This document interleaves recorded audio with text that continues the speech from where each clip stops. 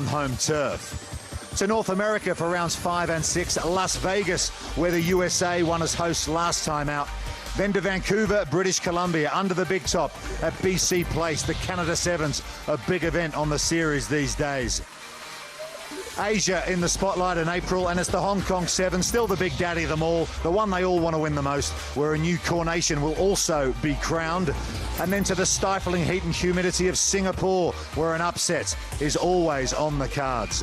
Europe for the closing fortnight, Twickenham Stadium in London in late May, and the series winner and those 4 Olympic qualifiers will be crowned in Paris, the 10th and final destination on the HSBC World Rugby 7 Series.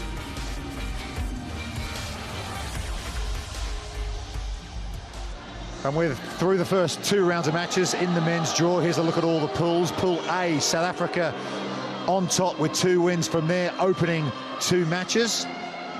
And then into Pool B, and it's Fiji who have hit the ground running, winners 5 times on the circuit last year. They're 2 from 2.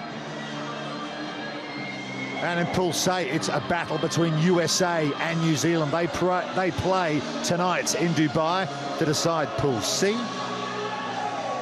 And in Pool D, England alongside Australia with 2 wins so far. Dan Norton with 300 tries in his 7 series career. He racked up that milestone this morning.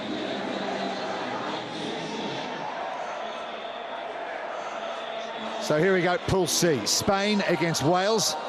Both of these teams have had their difficulties so far today. And here are the starting lineups in this match. Hernandez, the captain for Spain. Luke Trahan, the captain for Wales. They got 6 debutants on the series this year. So lots of youth in this Welsh side. And the new head coach as well, Richie Pugh, who was a World Cup winner here in 2009 with this Welsh Dragons outfit.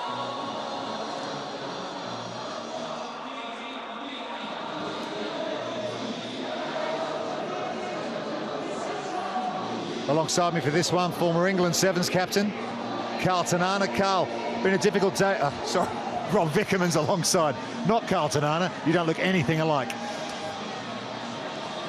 What do you make of this one, Vix? Well, he is technically alongside. You're not wrong there, Rupert.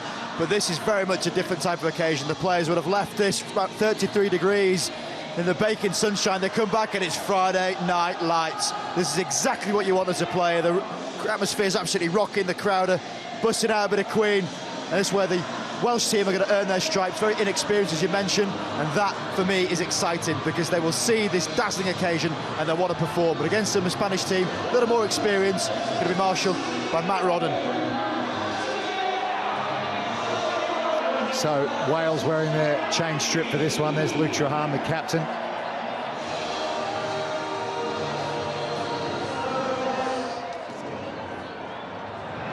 Spain ready.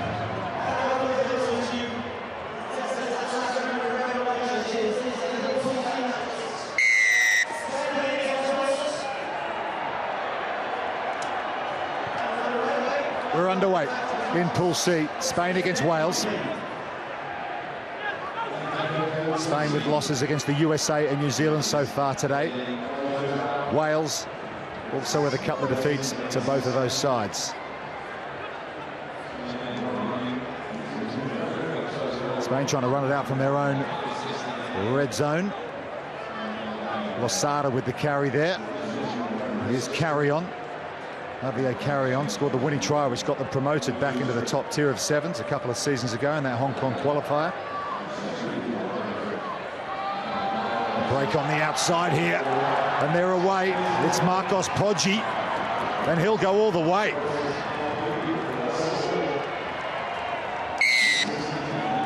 That's good pace from Poggi, and it's Spain who strike first. Yeah, got him, Moisey. It's outstanding running, and it's exactly how the Spanish like to play the game. They're a really high possession type of team. They like to pass the ball laterally, really stretch in defence. And the Welsh legs, perhaps not enough energy in them. The youngsters getting run around. Poggi waiting for the fen, gets the ball in the right hand eventually, and off he goes. Looks like he's got a bit of a stone in his shoe on that left leg, but it certainly was quick enough to get around the outside.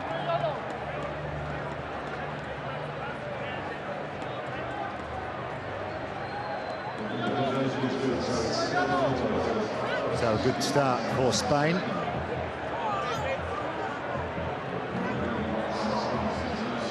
Their second year as a coronation on the HSBC World Rugby 7 Series. And they've won the restart as well. So here's Alonso. Runs into contact, supported by Carry On. Chance to shift it through the hands of Fontes. Losada. He's thrown to the floor by Bagshaw. Fontes just has a little sneak around the short side, decides to carry it into contact himself. And Spain decide to kick. Trahan getting back for Wales, but he won't get there first. Alonso beats him to the ball, and Alejandro Alonso has Spain second. Well, it won't be the first time you hear this, but Alonso was flirting with the offside line. The lovely time kick got the ball in behind, and he very much is flat, which would be a polite way of saying lucky. Because for me, he was a little bit ahead of the kicker, but Alonso's not going to stand around. Off he goes. Trian tries to grab the shorts rather than go for the tap. And that is a great shot to show two states of mind, anguish and celebration. Conversion successful as well from the captain Hernandez. So 14 points to nil. There's Richie Pugh in the front of shot. The new head coach of this World Sevens outfit. He doesn't look too happy, does he? There's young Jay Jones, 18-year-old. Scored a try against the USA earlier today. So long restart. It's been overcooked. Jones watches that go all the way over the sideline. So an opportunity here for Wales to try and get some attacking rugby into action. First chance with the ball. Really has been a case of Spain just holding possession. They love to rack up their passes, which means lateral running and a lot of effort from the Welsh team. So hopefully they've got enough in the tank to capitalise on this rare ball that they've got. Also in this pool, New Zealand, USA. Pool deciders coming up right after this game here between Spain and Wales. That's been knocked on. Latching onto it is Carry On. He's been held up in the tackle. Bear hug from Bagshaw. They're all going in to hold him up. It's a hug fest at the Dubai Sevens. And Wales come away with it. Through Jenkins. Here's Jay Jones. Scouted for Wales out of the Rosslyn Park Sevens. And there's a penalty to Spain. All that good work from Wales winning the ball back undone. Well, no degree of irony there. Carry On, pretty much getting carried on. But that was great resilience from the Spanish to get back. The turnover can often be very crucial in the game of sevens. You want to attack from it, but they composed themselves, got back, and now get to clear their lines. Well, let's take another look at the hug fest on the centre spot. Well, it's actually Jay Jones. On the line, lads. Keep a good gap, yeah? Your line's yours. And here it is. So this remains a tackle until two people join it from the Spanish team. Yeah, so at this point, any of the Welsh players can come into this contact and almost literally pick him up and walk with him. So theoretically, that can go on forever. Yes, as we saw in the Samoan game for 2.5 minutes. It did. And you want to see that on the World Rugby Series last year. Trahan has to track back again. The Wales under all sorts of pressure from Fontes. Fontes looking for the turnover. No release, says the referee. They play on Wales through Jones. 14-0, 90 seconds to go in the first half. Heavy tackle coming in. Bagshaw, but they've made good yards, have Wales. Here's Jones again.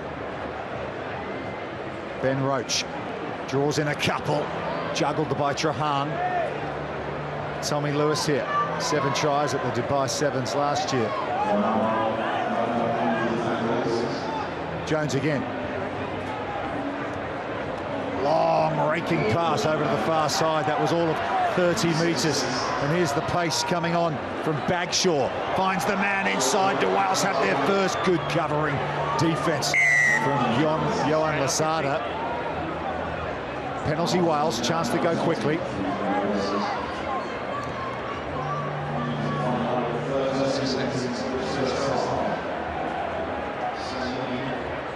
It's always going to be a battle to break down. And the Welsh youngsters are no different. This atmosphere is absorbing though, and you've got a bit of support for the Welsh.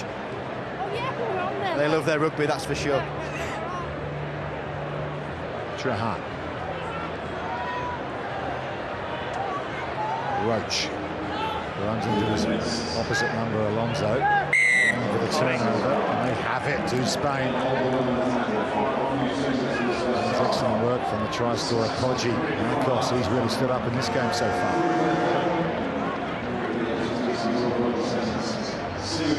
Well, that's a half-time hooter, so Spain will bang it over the sideline. 2 maximum scores for them. They lead Wales at the break here in Pool C by 14 points to 0.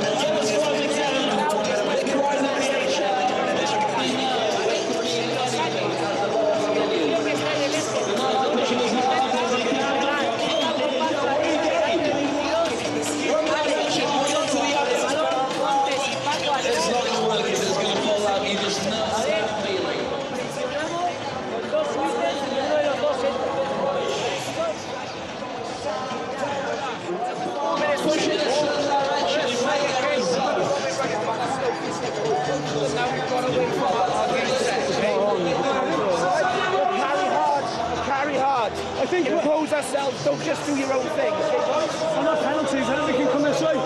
So hit.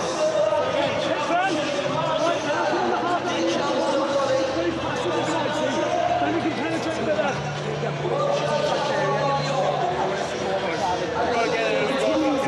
It's too easy for them on their own. Step it up.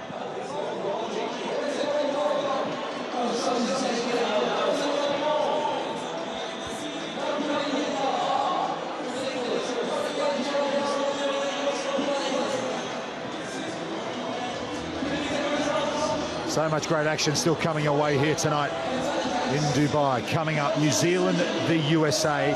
That will decide Pool A. Then it's Scotland v France. Scotland still alive, even though they let a victory slip against Fiji on the final play a little earlier on as well.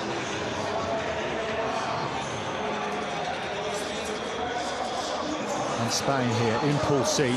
2 losses so far for them. They're not going to go through to the main cup draw tomorrow, but they can pick up their first win here if they can hold on. 14-0. Spain lead Wales. Decided on a long kick. But not for the first time in this match. Wales have been caught out by this Spanish kicking game, and Spain have it back.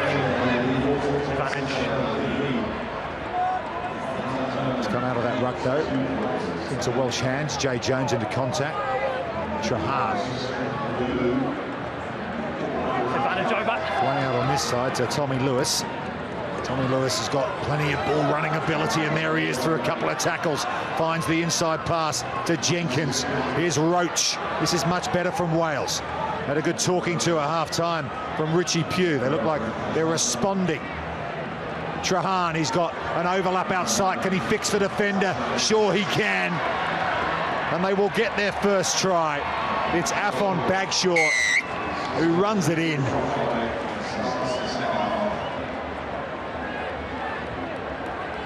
Well, it's one thing having an overlap, Rob Vickerman. It's another thing putting those men into space. It is indeed. For that credit, you've got to say, Trahan, that is outstanding. As soon as he gets this ball, he takes a good 5 or 6 steps, engages the line first, ball in 2 hands, and then, off the left hand, throws an inch-perfect 15-metre pass to Bagshaw. He does the easy bit. That pass from Trahan is one of the hardest skills in rugby. You very rarely see that in 15s. How well he takes the ball to the line, how effortlessly he puts it perfectly on the money. What do you mean? Saw Carl Sinclair do that at Twickenham just the other day. But he's not a qualified medic as well, so I don't get as much credit as Trahan. Absolutely impressive from that man. 14-7, all like it from Wales. Ben Jones. Kicks high, slap back into the hands of Pablo Fontes. Here he is.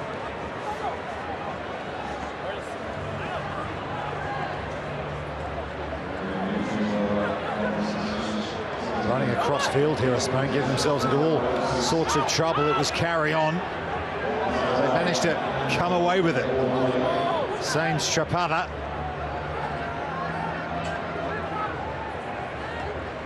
Carry on again. Almost uses the referee as a decoy. And now Spain decide to kick again. In behind, no sweeper for Wales. And a chance here for Spain to run away with it. It's Paul Pla. Well, Luke Johan is in back play, waving his arms around, wondering what happened there. What happened there was no one back for Wales. Spain found the space, chipped through. Easiest of scores for Paul Pla. And if there were one man in the Spanish team you want to get the ball in open play, it would be Paul Pla. The chipping behind, the space is such a vast area. You can see the 7 Welsh defenders up. Lovely little right foot kick, and there Paul Pla can barely have to break a jog, slowly picks it up, and off he goes. Honourable mention there for the chip initially. Inaki Mateo put it on the right foot to create the chance, and Paul Pla scores it for the Spanish. Hernandez, the captain, adds the extras. Paul Pla, part of that Spanish team that won that qualifying event in Hong Kong a couple of years ago to get themselves back into the big show. So that excellent work in the opening moments of this half undone for Wales. 21-7 now, so 2 maximum scores behind. Approaching the final 3 minutes. Slapped down by a Welshman, but into the hands of a Spaniard. And here they come again. Dewan. Javier Dewan. He's a handful. Thrown to the floor eventually by Basham, and Wales have a penalty. Time ticking away. They go quickly. Here's Roach. Wales decide to kick this time. Paul Pla gets back well, though, for Spain. And his teammates in kind help him out. That was good work from Sainz Chapada, and he's away as well. Being run down here by Tommy Lewis. Finds the offload, and there's the score. Oh, that was super stuff from Spain. The kick through backfiring for Wales. And Spain have yet another score.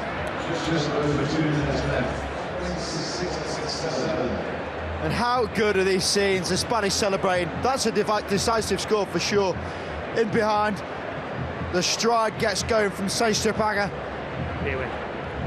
Quality track back, but that line supported back, running at the ball, means the offload can go straight into the chest. And there's no chance of either Lewis stopping it. Jay and Tommy Lewis both train hard, but nowhere near enough. The Spanish are having an absolute masterclass of the kicking game against the Welsh. And Inaki Mateo, there he is, on debut. No wonder he was smiling when he went over for that one. A lovely moment for him, his first tournament on the HSBC World Rugby 7 Series.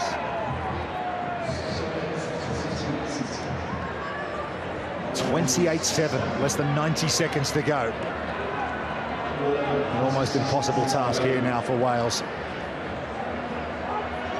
Here's a chance for Jay Jones. Just when he thought he had a bit of space in front of him to show the kind of wheels he's got, the pass is ruled forward. Well, definite positives about this Welsh team. Inexperienced they may well be. To bring in Jay Jones and Tommy Lewis, particularly looking very, very sharp. Here we go, boys. Speed prerequisite in the game of sevens now, and they've both got it in abundance. That little bit of experience. They'll gain these Friday night lights. You always learn a little bit about how people perform under pressure. The Spanish showed a little bit more composure, and that execution. Both teams missed a lot of tackles, but it's come down to the amount of possession the Spanish have had and how well they've kicked the ball.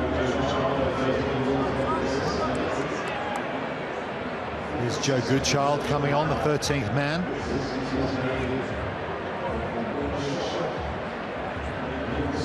Time on. Crouch. Bind. Sit. Backwards, play. 30 seconds to go. Spain have been impressive. Dewan. He's added some impact. This is Paul Pla.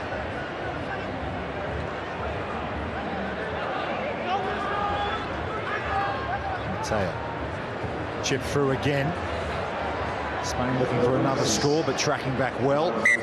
It's Dane Blacker. 22. It's a 22 dropout. So what can Wales take out of today, Rob Vickerman? And knock on. Advantage over. Well, may well be conceding another try to compound their frustration. Just need to keep hold of the ball a bit better. The Spanish have timed it perfectly. They kicked where they needed to, and they have picked apart this Welsh team. There's an offload, and there's another try. It's Paul Pla again. Well, that seals a very solid victory here for Spain. They had a difficult morning with a couple of losses first up, but they have bounced back here against Spain. And Paul Pla has a double.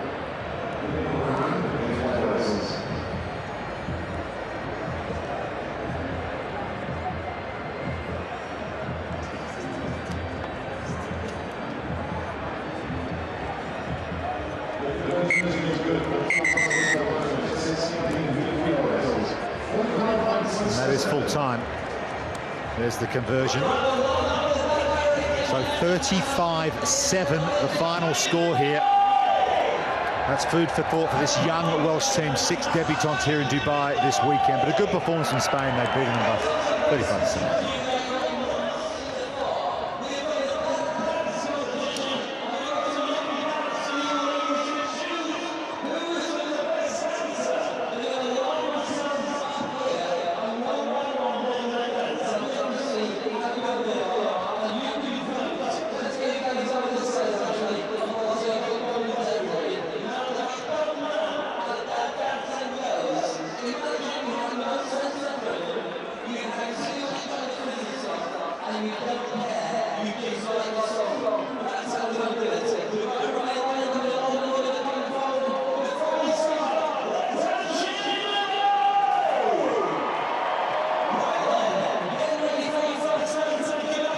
For the decider in Pool C, the USA against New Zealand. Plenty of stake here, with the loser likely to face Fiji in the quarterfinals. The winner will have a slightly easier draw, you might say, drawing either Scotland or France, who are playing on this pitch next.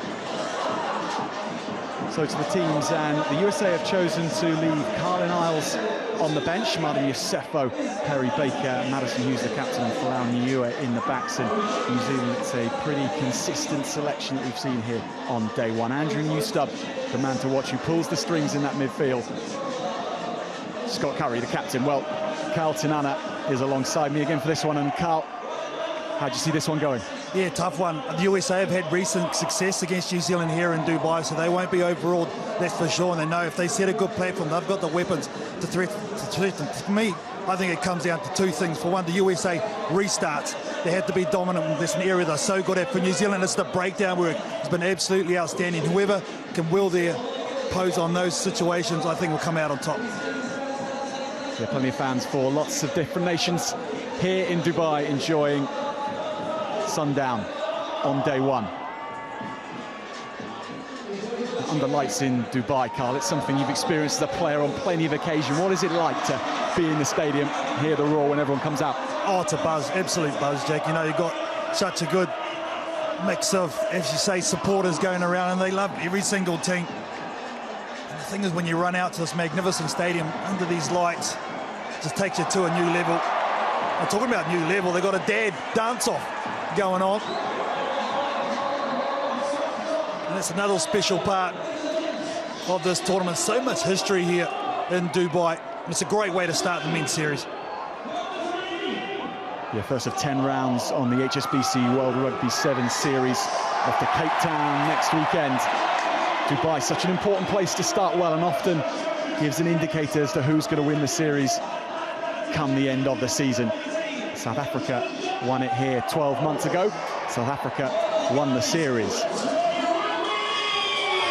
Here come the USA and New Zealand. The USA peeling away to the left-hand side of the pitch, playing left to right, and New Zealand right to left. Well, to get to this point, both sides are unbeaten. New Zealand dispensing of Wales 28-7 and defeating Spain 28-17. The USA made quick work of Spain in game one, 29-0, and then beat Wales 33-12. The upshot is that the USA have a plus 18 points difference, and it means if this match is a draw, it'll be the USA who top the pool.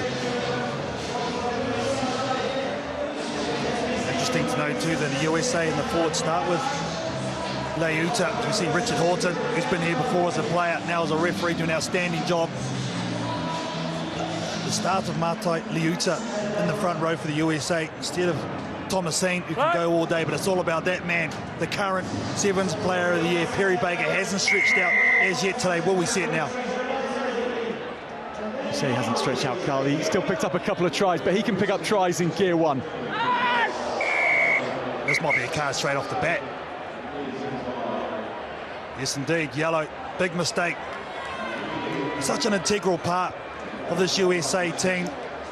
They went straight down the middle because he's such an athlete, trying to get that one-on-one situation, but just then getting his timing wrong.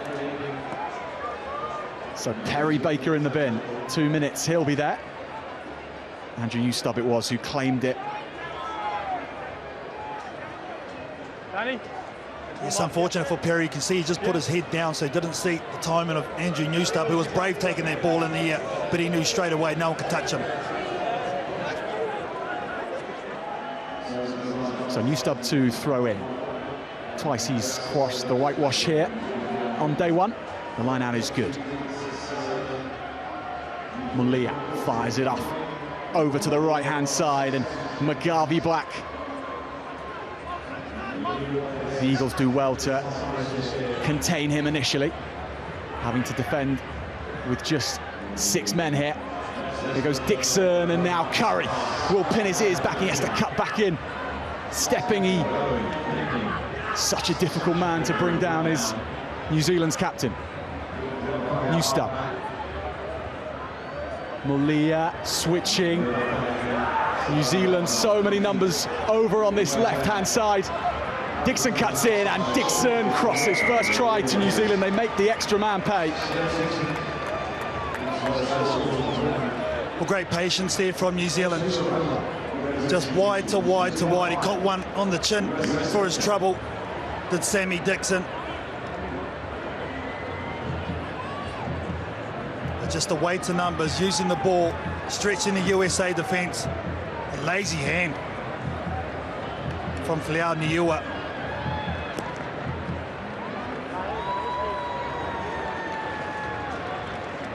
Andrew Newstubb to add the afters, and Andrew Newstubb makes it 7. Well, New Zealand taking full toll of the one-man advantage with Perry Baker, who's back onto the field now.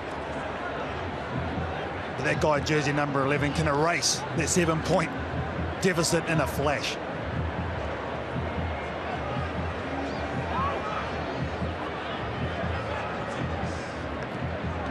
Newstubb goes high, and Pinkelman has had to move his body, make good ground, did the USA forward. Now here is Baker, 2 minutes, having to think about his actions. He gets straight to work.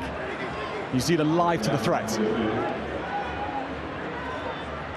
Coming back on the same way, Danny Barrett heads off, tries to show his speed, and then the boom comes in. Nothing you can do about it when Barrett has you in his sights. Leuta switches with Baker. Baker has Yosefo, and Baker goes back to his captain Hughes. Now out to Fleau Niua. Doesn't think he has the legs on New Zealand's outside man, so he comes back and bouncing nicely though. Scott Curry latching onto it. The USA playing harem scarum stuff. Come down. Geez, they had the numbers there too to the USA. They just needed more discipline at the breakdown. I spoke about a pre-kickoff. If New Zealand can dominate the breakdown, they'll be very tough to beat. It's Martin Yosefo. There was 3 USA defenders around Curry. Great work by the New Zealand captain, just to buy time.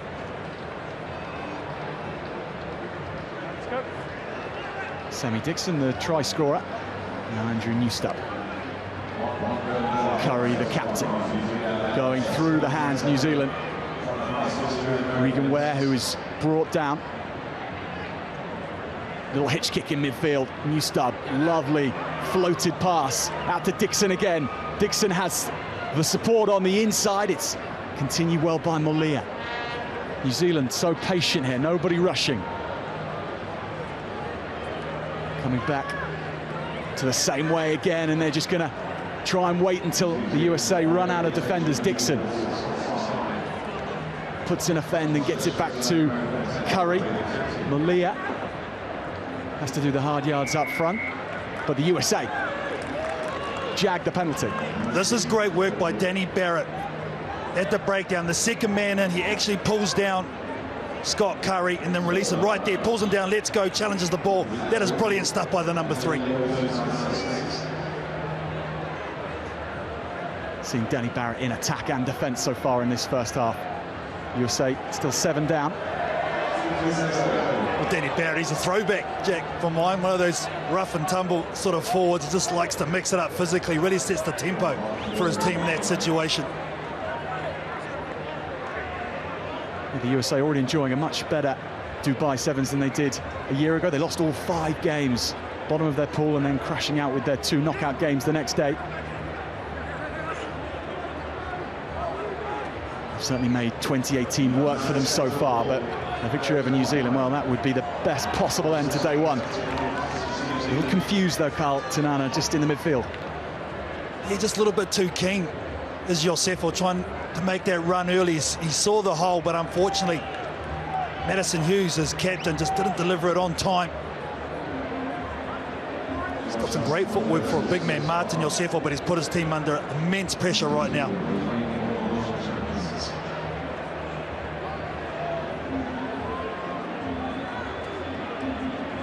New Zealand with Naroihi Magavi Black just lurking, and Molia too, and Folau Niua comes up with the big defence. Dixon, now Dylan Collier, who decides to take the USA on himself, and he's created an overlap on the right-hand side, with Newstub will exploit. Andrew Newstub, all the hard work done on the inside, but the vision to take the opportunity. Well, they could have scored this moments earlier. Suni Molia, with Magavi back wrapping around, decided to take the ball. It's the right decision in the end. Folau Niua put a shot on Molia, but he was able to control it. And it's the composure at the moment from New Zealand, just holding possession, and the USA just can't fire a shot on attack at the moment. 14-0 go, All Black Sevens. Look at here, look at the way they all honeypot around. They're one step from Dylan Collier, and from there it's always going to be a staggered defence. And Newstub, well, he knows his way to the try line.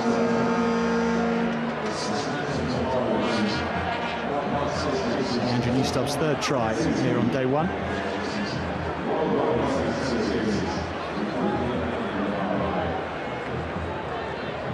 It's been a good first half for New Zealand, just what they would have wanted. Can the USA grab something? Up to halfway they go. Folau Niua, Barrett, Pinkelman picking up sand as he tries to show his pace. Niua now, Folau Niua, Madison Hughes, Martin Josefo, he has Perry Baker. Baker is showing his speed, and it just, so too was the bouncing ball. I'm sure that's the right option though from Martin Josefo. I would have liked to see him set up one more ruck. The space wasn't there for this man. It's a missed opportunity, he knows it. So the score's then at half-time. New Zealand 14, USA 0.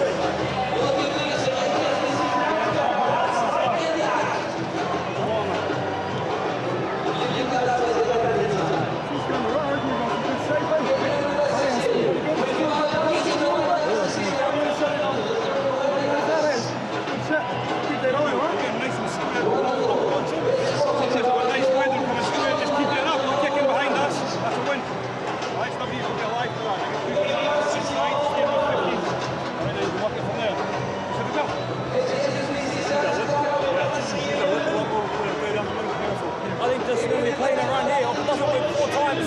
Maybe we'll try and get it out there and then we'll go back. We'll are playing around here too much, and they just fucking honeypot it, and it's easy for them because they just stay in there looking small. I'm loving the aggression on the end. Keep doing it. Because one day we'll fucking spank you into touch. Yeah? Let's go. Who's keeper? There. One. Hey, one for each other now. 7 minutes to go. Now. Keep the ball in hand. Keep the ball. Keep the ball. 1, 2, 3. There you go. Well, there's the victorious Blackfern Sevens team who are here watching on. The amount of apologies for the colourful language in the middle huddle is the heat of the battle. We can't get you much closer than that. A happy time for these young women. Now can the men finish off day 2 here in Dubai for a plus for the men in black. Sam Dixon there, who is so good at restarts, and he is the lead runner here for New Zealand. It's taken by Baker, trying to get straight into the action. Perry Baker spent 2 minutes in Simbin in that first half. It was when New Zealand scored their first try. Barrett doesn't quite find Madison Hughes. Narohi Magavi Black wrapping up Madison Hughes. It'll be a USA penalty. For me though, Jack, the USA just look like they're trying to force it at the moment. You see once again Danny Barrett throwing that 50-50 ball, doesn't go to hand, makes it scrappy, so they can't get the ball out clean to Perry Baker.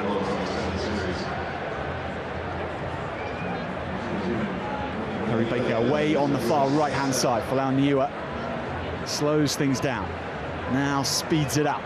Liuta to Baker, who cuts in and gets taken man and ball. New Zealand watching him very well. But once again, Jack, the USA and Perry Baker, he doesn't come in for the short ball. Usually he likes to receive it and go on the outside with limited space. Once again, just trying a little bit too hard. It's just not flowing at the moment for the USA. And frustration, you can tell, starting to creep in.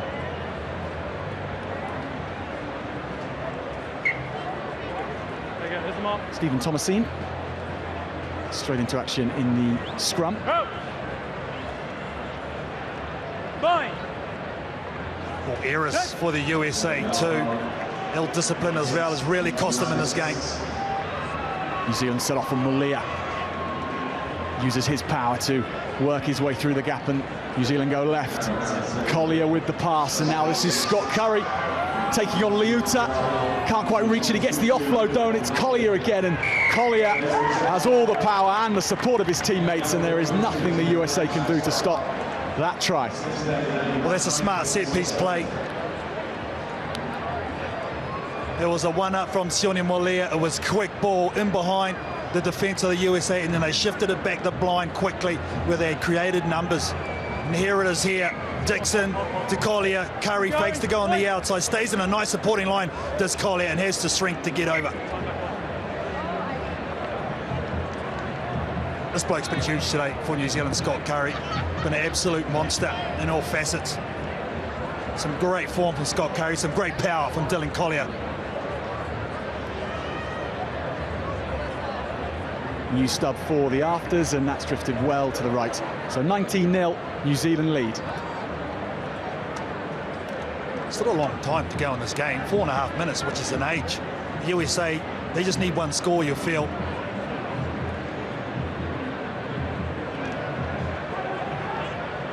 They are being strangled by this New Zealand side at the moment. No air to breathe at all. Everything is oppressive, and they get the break with the penalty. They've got to go though. I don't think slowing it down is the right option here.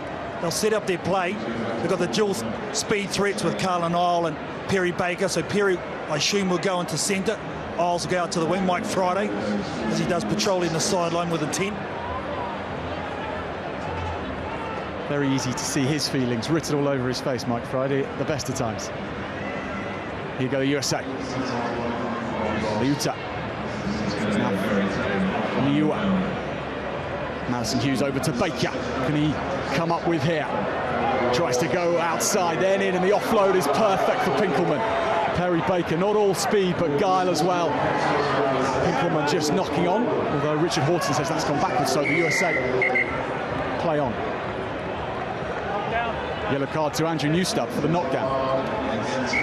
Here's the opportunity for the USA, 2 minutes, one man advantage.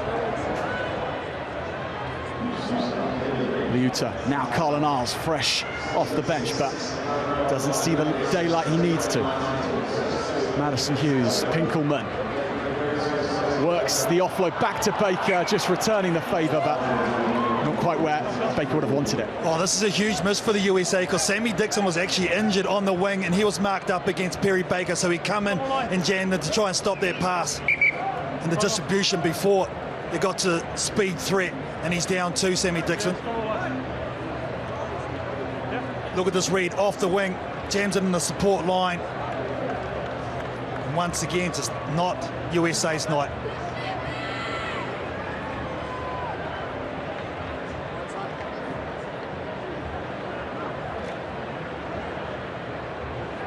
Over here, 5.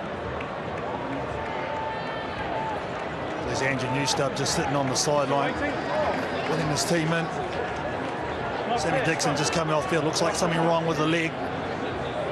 Scott Gregory on, the debutant, scored a try in his first game on the HSBC World 7 Series. Very abrasive player.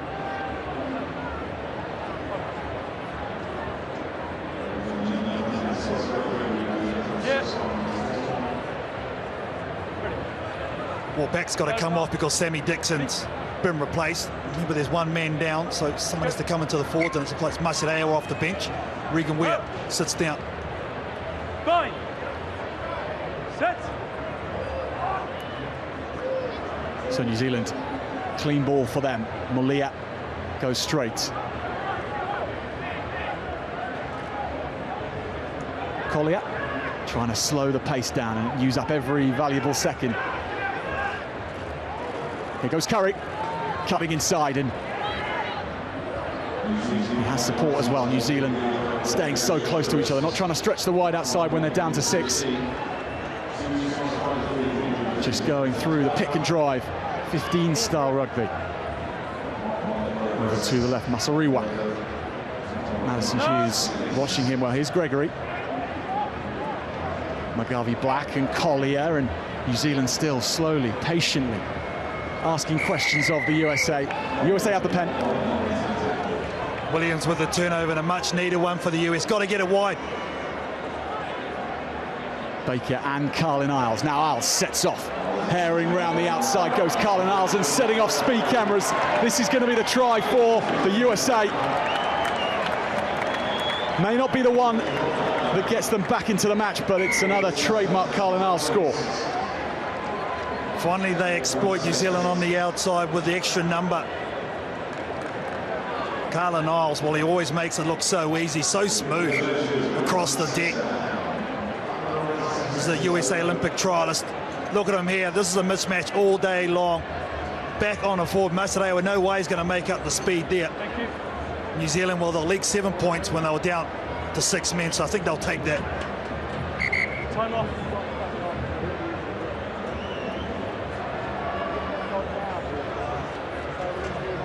So Hughes makes it 7, 19 points to 7, New Zealand lead.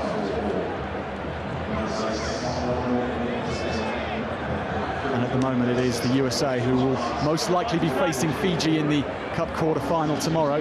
Both these sides already qualified for the next day in the Cup competition. New Zealand will be topping the pool if things stay as they are, and very much looks like it'll be that. Newstubb back on, New Zealand up to 7. Tackle. Vilamoni Koroi is on. 7's magician that he is. It doesn't get any easier for the USA. McGarvey Black. Initially a good tackle on him, and now Collier occupying this wing and always keeping the ball, Dylan Collier. Gregory tries to speed things up. Newstubb is on the same wavelength. Shu following up well is Newstubb. The USA just trying to shepherd New Zealand down the middle, and Gregory trying his first game. It was gift wrap for him, how he would like one himself that he's really earned, but USA get the penalty and they'll run it out from here. Thomasine. Time is up. New Zealand get the penalty. Well, that's where they dominated this game, the breakdown, and it has really led for them getting this win, a good one too, and they want some more. Koroi, Enshu, Masariwa slipping the tackle, and Luke Masariwa gets the 4th try for New Zealand, and they finish with a flourish. They will be the pool toppers. USA put to the sword. Yeah, dominant win in the end from the men in black, wasn't it? Absolutely strangled this USA team who couldn't get their offensive game going whatsoever. With situations like this, a lot of the times it was just basic rugby sevens from the All Black Sevens team exploiting this USA defence and get a much deserved win. Masarewa, the exclamation mark on a good performance on day one.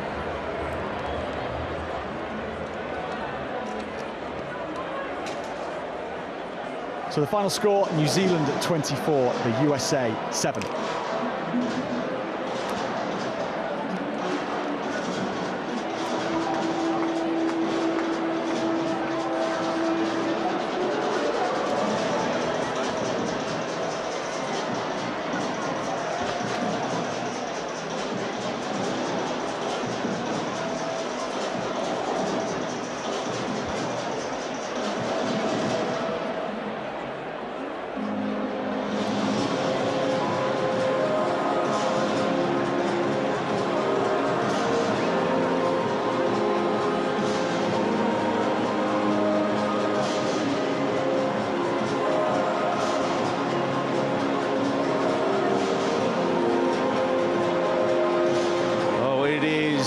Some kind of stadium in the desert in Dubai, and it has showcased the 16 best men's sides in the world alongside the 12 best women's side. It's in the world across days 1 and day 2 of the Emirates Airlines Dubai Sevens. Next up, Pool B action sees Scotland take on France, and the winner of this will most likely finish second in Pool B, and that's assuming Fiji roll Kenya in the game to follow. So it is Scotland v France, and Scotland will be kicking themselves after blowing a golden opportunity earlier today to roll Fiji. We've got to put that in the rearview mirror up and get on with it against France. I'm Sean Maloney. Alongside me is a man who spent countless games with the Scottish outfit, Mark Robertson. Which way is this one going to fall? It's a tasty one, real tasty one. We've got two contrasting teams today. The French, they've really struggled over the course of the day. They've not really performed to their potential. Scotland, on the other hand, played some brilliant rugby. Really changed things up under John DL, but that means absolutely nothing. You know, this is winner takes all today. Whoever wins this game will go through the quarterfinals. Scotland need to be on top of their game because the French are so unpredictable. Damien Schneider, the referee for this one. So the equation simple. Win here and play in the Cup quarterfinals tomorrow. The Scotland fans ready to get in behind their side. Schneider calls time on. France v Scotland. Farndale, they go deep from the kick-off, Scotland. There's Godsmart carrying past the 22. Good defence in tight from France.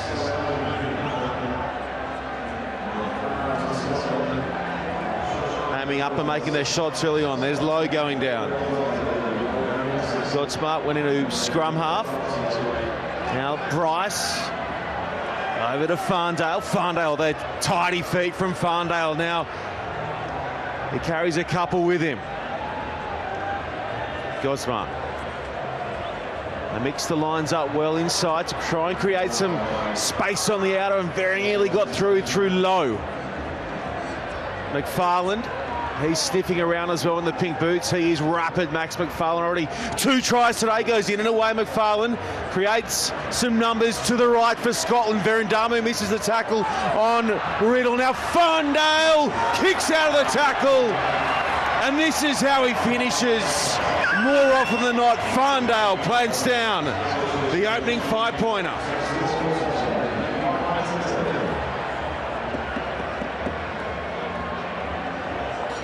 Big lad on the outside. fed by Scott Riddell, has the presence of mind to step in and say, give this big man the ball, and he gets a chance to make amends after that error against Fiji in that last game. And you know, it gives consistency on that outside edge of just pace and power. Very difficult to tackle. He must have had the yips going through there. It was the same part of the field as well, and this time around Jamie Farndale, who has been so prolific for Scotland over such a long period of time, nails it to the turf. So just to recap, Scotland had a chance to beat Fiji on the bell. Unfortunately, that man, Jamie Farndale, found himself dead in goal, and all he had to do, Mark Robertson, as you watched on, was find a blade of turf. It matters not now. His side is up by 7 against France. The winner of this will most likely finish second in this pool. Verandamu brings in the restart. Rock.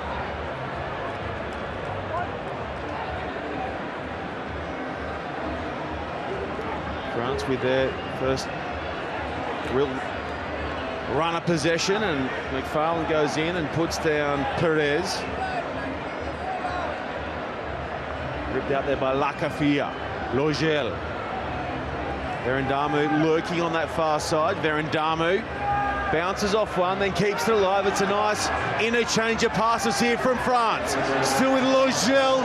Logel looking to outpace Riddle. He does just that, and France hit right back.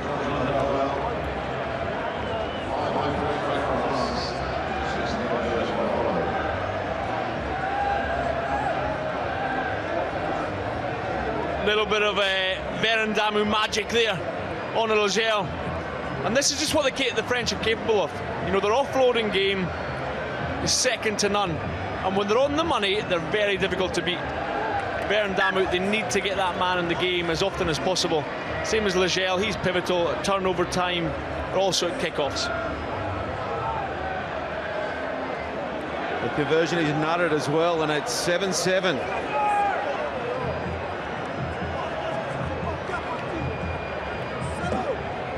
McFarlane goes up for it. Nice tiny grab there from McFarlane, and they come to the short side. Back to Riddle it goes. He rips it to the midfield.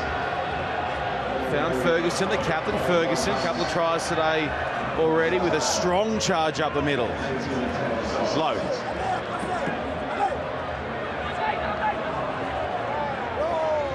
Logel in there looking to rip it out, and he's forced the error as well. Big runner play from Jonathan Logel. He is a clever player, especially around about that breakdown. You know, he's one of those all-round players that he's a link player, but he's also, as I said, pivotal around about the kickoffs. But his breakdown skills, he can jackal on the floor. But this time, as Gavin Lowe's gone in, he's gone for what we call the reef. Tried to rip the ball before Gavin Lowe's gone to the ground, and it's pretty effective.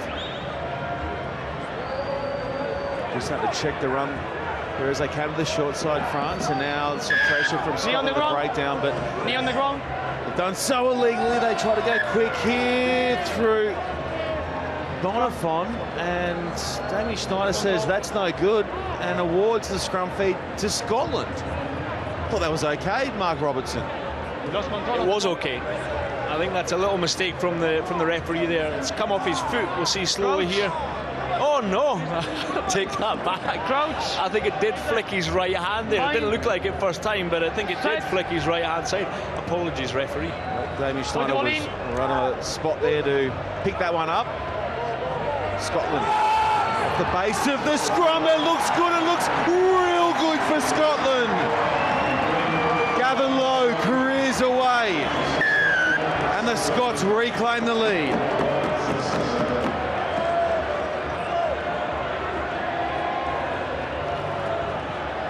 This is a cracking run from the captain, Robbie Ferguson here.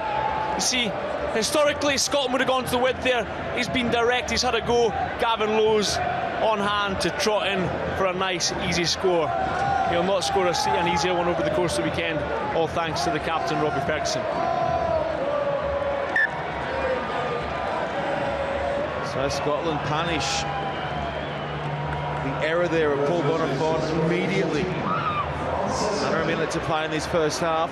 Scotland up by 7.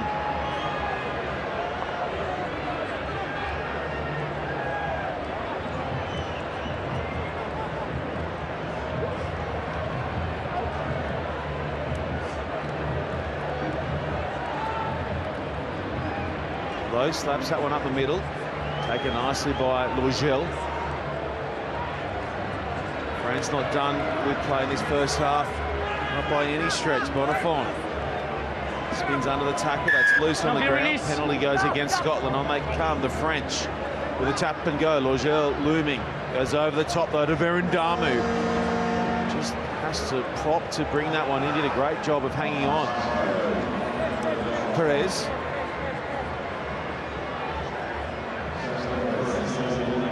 Lakafia hasn't had a whole lot to handle in his first half. Verendamu puts the feet on, then squeezes it out the side. Lowe's back to tidy up for Scotland and wisely knocks it into touch. Tret is shut down, and at half-time, it is Scotland cleared by a converted try against France.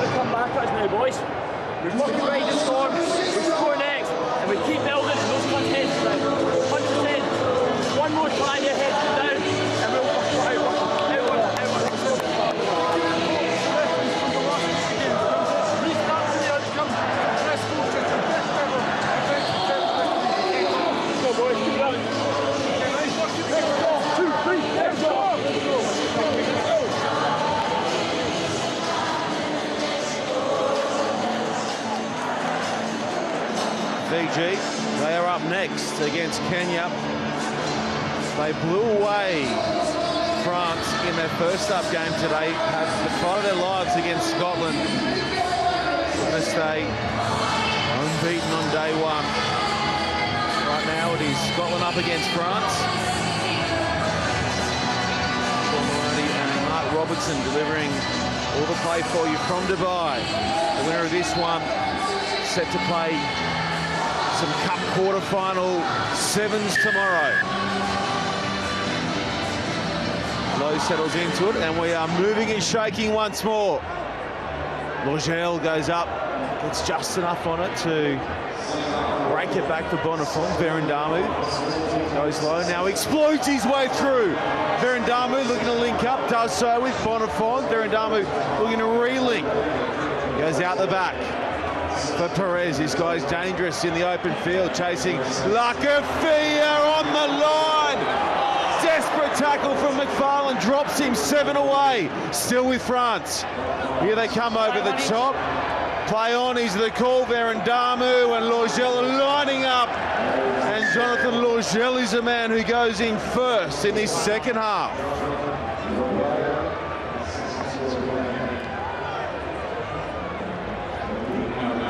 Big players standing up here for this French team. First, Lakafia, look at this. The speed he comes back on at the cut. Great tackle by Max McFarlane, but they managed to recycle ball. Had the composure to spin it wide to Logel, and it's a nice, easy finish for him in the corner. But that pass was absolutely fizzing across to Logel, and so too is a conversion. We're all square, 14 apiece. 8 wide. Well, you called it pre-game, Mark Robertson. You said the body language of the French was right up, and they have delivered. Still a long way to go. Hard to believe this is the same team who've gone about their work earlier in the day. Logel, 2 tries, and now pulling in the restart, popping it up for Verendamu. Looking for back-to-back scores here, the French. And it's promising away to the right as well. Huyard had Bly looking for the switch, and Bly can really motor. Good pressure from McFarlane. Bly looks up and shovels it back. They go tight once more, and they catch the Scots out of position, but they realign their defence well enough to shut down the initial threat. Now they come to wreck again through Huyard. Scotland all over that one and winning the penalty. Holding on. And it's the old boy of the squad, Scott Riddle, and you can count on him. You know, when you need your big players to stand up, all his experience, gnarly. He's over that ball and you are not shifting him. He would do anything for the Scotland team. Ready?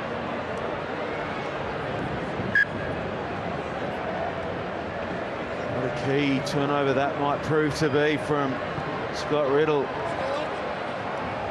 They just conceded a try. They have just found touch here. And Logel brought in the restart. The momentum really swinging with France up until that key bit of work over the ball from Scotty Riddle. There they are. Next up, Fiji v Kenya. Low. Delivery goes to Bryce. Max McFarlane. McFarlane, 40 out. France get a shot on it this time round, and this is not going to be good for Scotland. Yellow card for throwing the ball away after conceding the penalty. That is holding a straight slice every day of the week in the world of sevens. Still a mistake. Frustrating one for John Dalziel too. The laws are really clear. You don't put the ball down instantly, it will be a yellow card, and this is going to be tough to hold them out with 6 players. Verandamu for Perez. One man up the French. Bly almost got away from them. Desperate tackle out wide from Scotland. Shut it down. Here comes Logel again. He's had some kind of a performance in that one. It gets grasped in the end. It was on out wide as well for Mazzoleni. McFarlane wrapped up by Logel, who has been possessed. Through 10 minutes of play, they come round the corner, and knock on is the call. Blue 10. 10. You can see how shattered these Scottish players are now. 5 and 12. Dogged defence. The good thing is they've got a lot of quality to come off the bench. A lot of quality. We see Harvey Elms, probably the fittest man in the Scottish team. He's just taken the field into the centre. So it gives them the opportunity to get a little bit of energy onto the pitch. Sam Pecure scoring that wonder try against Fiji in that last game. He's just coming onto the pitch too. Max McFarlane's done his work for the day. Thank you.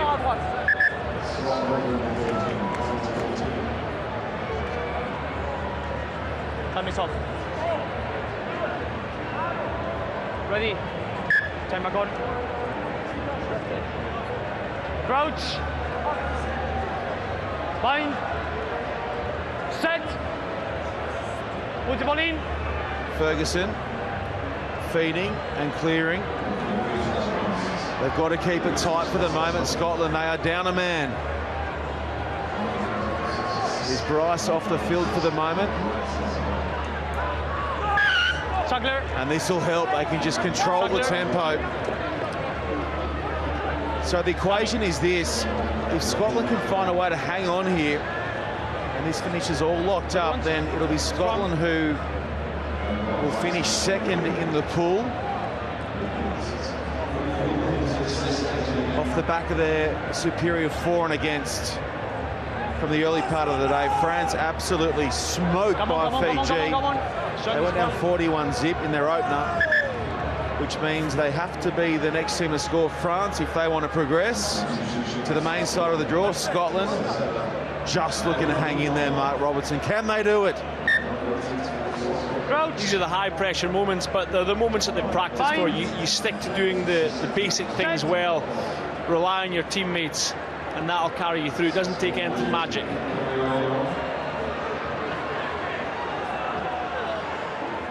Good pressure again at the breakdown from France, really exerting some pressure there, and somehow Scotland hang on and they get the penalty too. Okay. Back to their full complement now as well, Scotland. You can see Scotland deciding to go for the scrum at penalty time. This is because, as a line-out defence team, the French are the strongest. Legel's such a clever player, although he's just coming off the pitch.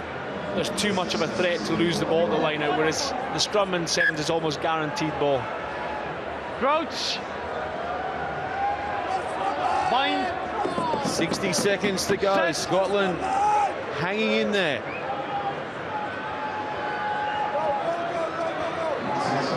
Push it to the fringes. Numbers arrive. Thavo in the midfield.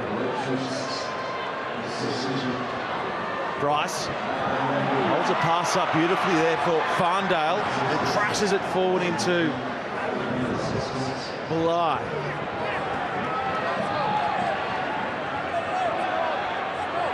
Scotland wiping valuable seconds off the clock and heading in the right direction. Riddle up for Bryce. Bryce back to Riddle. Good hands across the line here from the Scots. That's Pecure. Riddle, Naithavo, the veteran. He won't rush it. Happy to find the turf and wipe off second after second after second, and their maths is as good as some of their sevens has been today. Scotland get the equation right, and the scoreline falls exactly the way they want it to. 14-14, and that's enough for the Scots. They are off to the Cup quarter-final.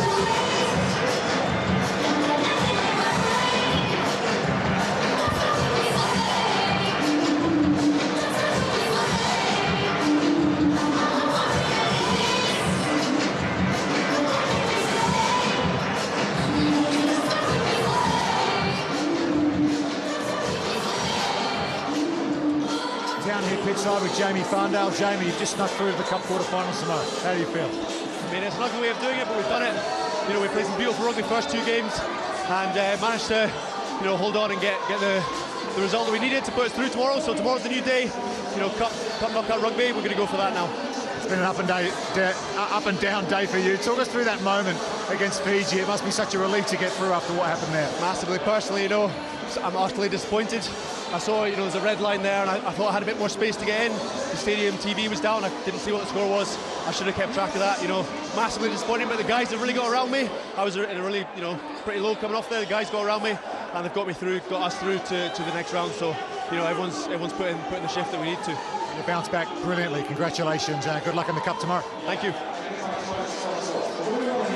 Next up on day one at the Emirates Dubai Sevens, it is Fiji taking on Kenya. And Fiji earlier on beat France 39-zip. They beat Scotland 21-17. Lucky to get away with that one. And then the Kenyans, they lost to Scotland 35-14. They lost to France 21-17. So it's Kenya on the left, Fiji on the right as they make their way out. Greg Clark in commentary alongside me, former England captain Rob Vickerman. Kenya, new look side. Very much a new look side, Clarkie. Pretty much gone for a younger squad, partly by choice, partly because they've been forced to with the World Cup repartee that they were practicing in Marseille. So out of the few of the bigger names perhaps, but there is absolutely no holds barred to this Fijian team. Get ready to be dazzled. Friday night lights in Dubai. This is where the Fijian team come to shine. There is the starting seven. Otini, Mamondi, Mumbashi, Matari is there, along with Jeff Otino, Eden Aguero and Johnson Lindy. The referee is Jeremy Rosier. Some of the names missing from this Kenya squad: no Collins Njira, William Barker, Nelson Uyu, Andrew Omondi. There were 8 in the last HSBC Sevens World Series, runners-up in Vancouver and Hong Kong, losing both of those finals to Fiji. They lost the final of the Africa Sevens to Zimbabwe, which was a shock defeat. So it is Fiji getting us underway. Fiji looking to make it 3 from 3 on day one, and it's a fairly handy bounce early on there, picked up by Batitu. And Tuai throws it wide, and some direct running from Modanathangi, and he goes straight through. Sevaloni Modanathangi, the 28-year-old, has his second for the day. What a start, Fiji.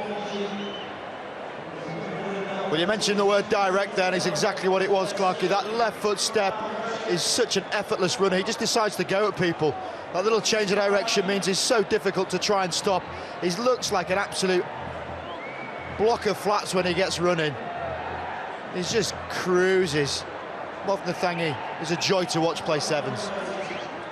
Made his debut in Dubai in 2016. The conversion is astray, so it's 5 points to 0. And Fiji, they haven't won in Dubai as far as the title goes since 2015. Haven't won the HSBC Sevens World Series since 2016. They were second last year. They won 5 titles on the World Series: Hong Kong, Vancouver, Hamilton, Singapore and London. 4th of the Rugby World Cup Sevens in San Francisco in July, losing the bronze medal match to South Africa.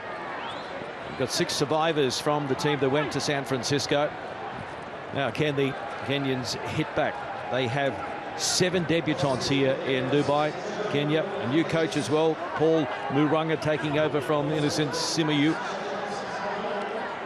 And they're parked inside their own 22. Now, out wide they go. It's going to be interesting to see how some of these youngsters match up against the might of Fiji. Off it. And the penalty goes against Kenya. And it's often these nuances. You've got to get used to the interpretations. Different style completely as to how you come into a breakdown in sevens. It's so open, it's so highlighted to the referee. You've got to be so accurate in your execution. Jerry Tuai with the 9 on his back again, not the captain anymore. Captain is Kalioni Nosoko with 3 on his back. Here he is now, the leader. Bit of a step there, and away he goes into the corner. Kalioni Nosoko has his 3rd for the day, and it's Fiji off to a flyer in Dubai. But it's just as well he's wearing gold boots, because his footwork is simply sublime, albeit around about size 16, no doubt. He's a huge man, but when he jumps, he stops the defender. That hitch kick just gets in that stride ahead. It is a fright to see him in full flight.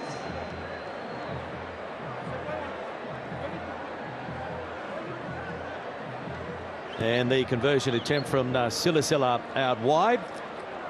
There are the golden boots of Kalioni Nosoko, and they were flying a few seconds ago. I don't think the touch judges' black boots could keep up with him. Good move by Gareth Baber to give Nosoko the captaincy. He's handling it very well, leading from the front. 3 tries already here today. And there's the kick-off, and it is Kenya now. We just need to settle into this game. Rush up defence from Fiji. Nagero and 7 sending it wide through Olindi, and now Mataru gets it out to Charles Amondi over on that right flank. Look at the Fijian jerseys around there. They're everywhere. Motari now. Oh, and a big tackle coming in from Fiji. They managed to control the ball, Kenya, until I put the mocker on them, and they lose it. And Tuai coming forward, giving it to Kunololo. He's taken by Olindi. They've been parked and inside Kenya's territory for most of this game. Silasila beats one and then races away for another try. He will put it down between the sticks. Emanoni Silasila, second for the day for him. All class.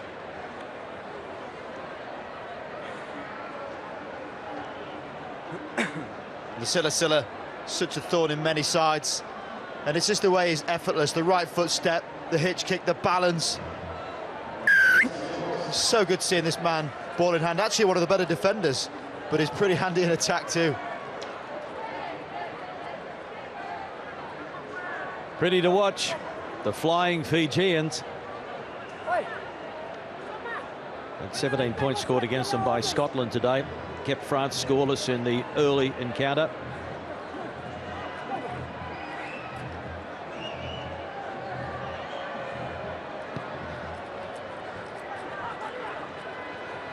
And great work in the air by Konololo, and backwards.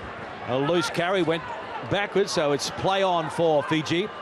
Nduva now Titu, and eventually out to Soko, the captain. He throws one over the top. It's just drifted forward to Nasilasila. So a bit of a let-off there for Kenya. What's an interesting stat, I can tell you, the Kenyans have been scoreless in the first half in both of their previous games. Slow starters. We'll talk about starters. This man would start every day for me. That is his absolute default. He's so balanced, he can step off the right foot or he squares people up and can give the offload over the top. Nasoko with 3 options from 1 carry. And that is why the Kenyans are finding it hard to stop him, and their tackles are growing in number for misses. Fiji leading 17 points to 0. Head-to-head, Fiji have won 35 encounters, Kenya just 4. And again, that swarming defence by Fiji, able to shut the Kenyans down without too many problems. Grabbing it on the second go is Lindy, and they keep it alive through Mbachi. And the support out wide. This is Jeffertino showing on the outside and then going, fending. Just can't get the final pass away, though. Can the Kenyans score some first half points?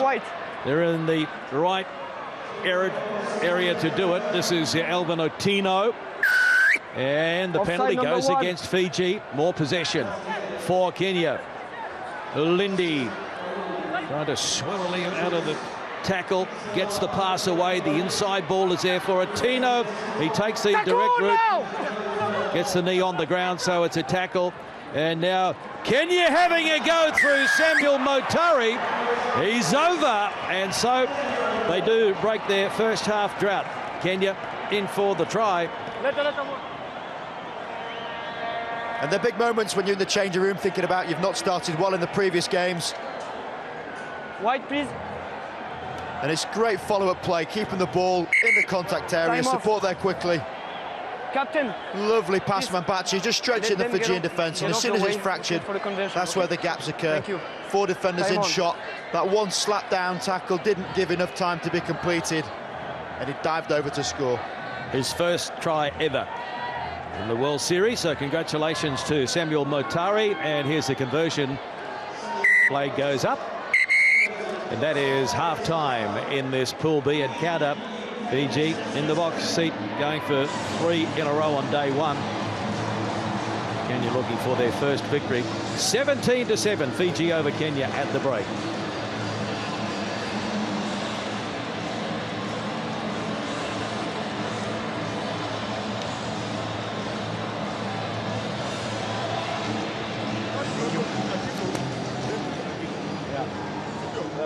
Then, in terms of defense, you have to communicate.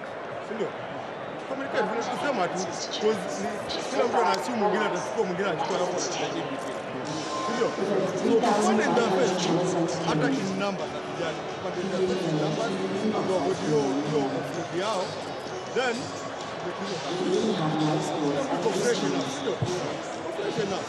Only 15 seconds. When only 2 guys converted to the game. Very much important. Possession, same thing. Playing, keep playing, and then give you a one-on-one with something else to pick up. Be clear. You must have the kick-off. That's our start point. I said we always start. We stick in our tackle.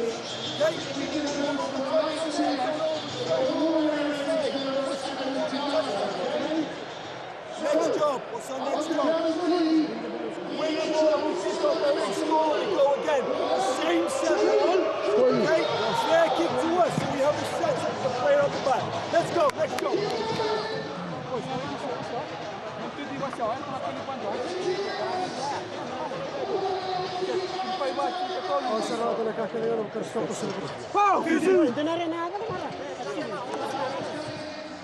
Fiji coach Gareth Baber was very vocal in the halftime huddle, Kenya. The new coach, Paul Marunga, very measured with his half-time delivery. Might just take a little while for the Kenyans to work their way into the next HSBC Sevens World Series. This is the first of 10 stops around the globe. Hoping to get some of the big names back for Hamilton and Sydney, the likes of Indira, Mbaka, Uyu and Omondi.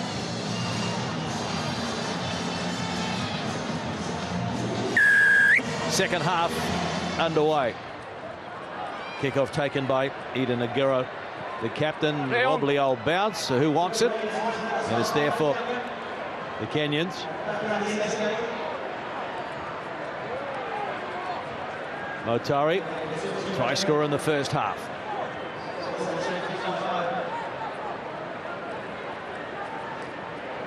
Olindi.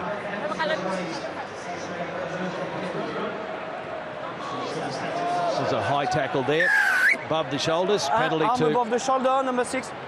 Kenya, not taken on the mark, so they'll call them back. As soon as he stays high in that tackle, doesn't bend the hips down, he's always going to be swinging that forearm. Mbashi goes to ground. First man. And stolen by Fiji. Silla offloading. T2 getting it out to Nduba. Kicking ahead. Penalty.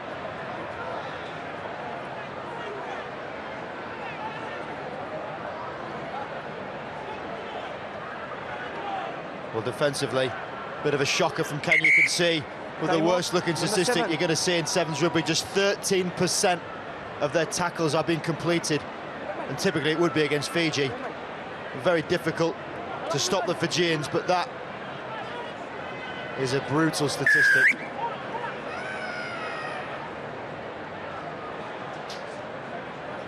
I say bulla bulla to our friends in Fiji as Jerry Tuwai says goodbye. Over he goes. So he's got his second for the day. 29-year-old now, Jerry Tuwai. And he's up to 98 tries in his career. And it's a wonderful smile to see. I mentioned about the missed tackles. There's another few, down to 10% now with Tuwai weaving his way in the middle. He's just so effortless, looks one way, steps the other, so difficult to stop. He's almost got this sense of where space is in front of him. He is a wizard with that rugby ball. And Vatimo Rovovo, who started on the bench, is now out there, and he adds the extra 2. So breathing space here for Fiji. 24-7. Rovovo. Fairly handy man to come off the bench, Rob. 73 tries in his career since making his debut in Tokyo 2014. Backwards by the white. Sits up nicely now. Going to ground was Makoba Labu. Silla. Sissoko beat one, and the captain goes in. Wow, he's got 4 now on day 1 at Dubai.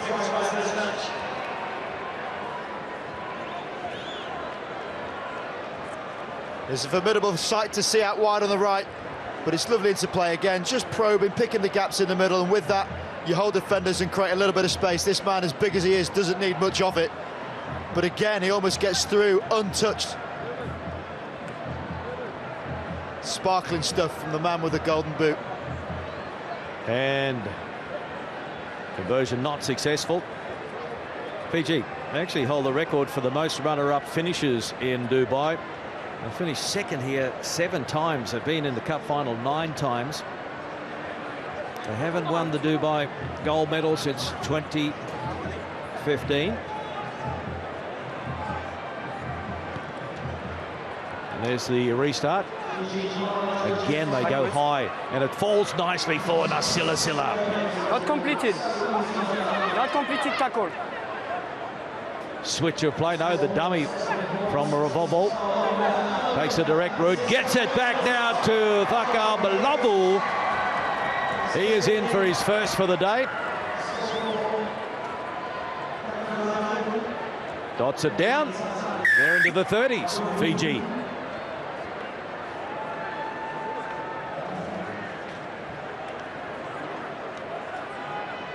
Just seeing those offloads.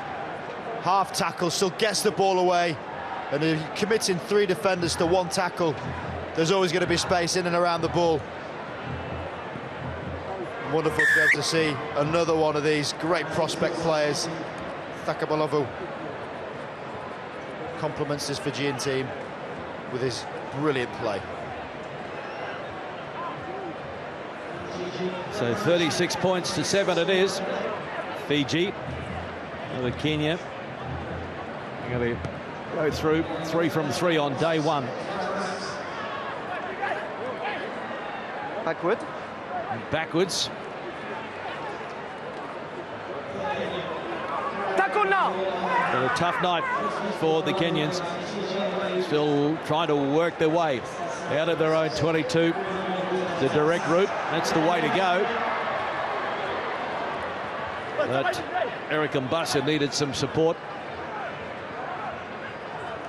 Mbachi,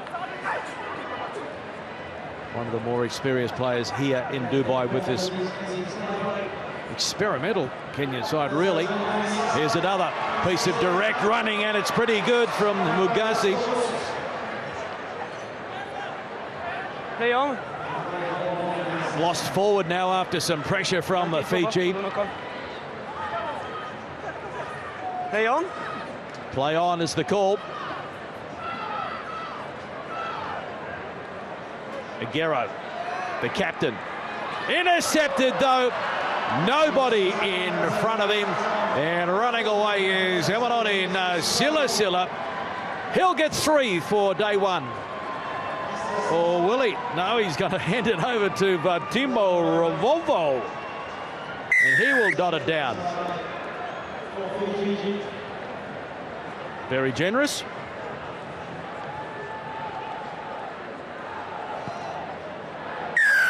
It's from the spatial awareness of the Fijians. So often they practice multi-dimension. With that, you get a sense of where the ball's going to go. Silla gets the ball, the intercept, trots it along, but he's number 6, famed number in Fiji, doubles his stakes, passes it to Ravovo, who helps his statistics.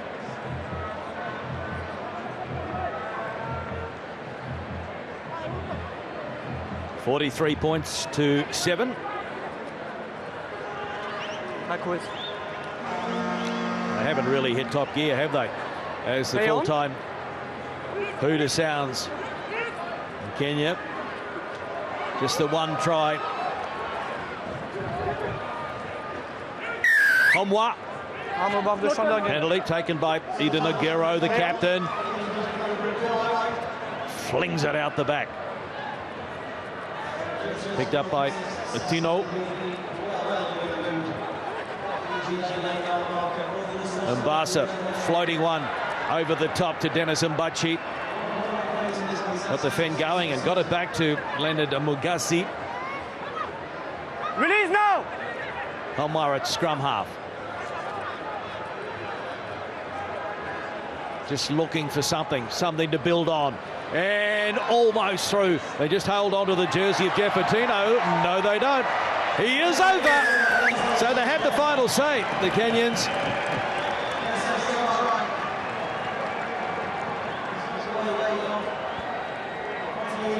Jeff Atino Ulioch. And he doubles it with his head first off, and then he gets the fend out. The lovely ball transfer. That's the best part of that carry. It's such a subtle skill, but it's really difficult to practice. Right hand to left hand, you can see the transfer. It means the fend's free, and then it's just about a little bit of physics. Velocity flying him round, centrifugal force flying him forward, and off he goes. And so he gets his first try on the HSBC Sevens World Series, but a very handy win again for Fiji. So they make it 3 from 3 on day 1. In hot form, the Flying Fijians, they've won it by 43 points to 12.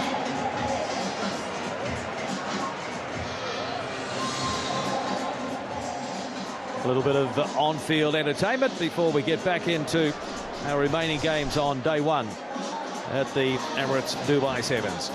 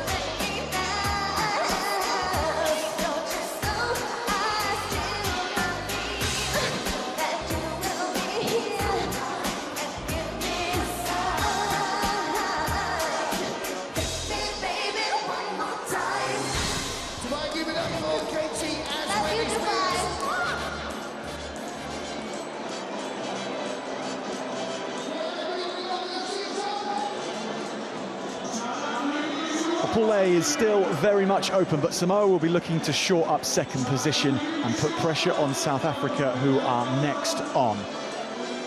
Here are the teams, and for Zimbabwe, the main point of issue, no Chita Quindo. He will be starting from the bench. The starting seven out there, led by Stephen Hunduza, as they have been all day, and Takudza Kumadiro, the old man at 31, in the back line. For Samoa, familiar-looking starting seven, the talents of Alapasi Tupo and Tila Miloi in the backs.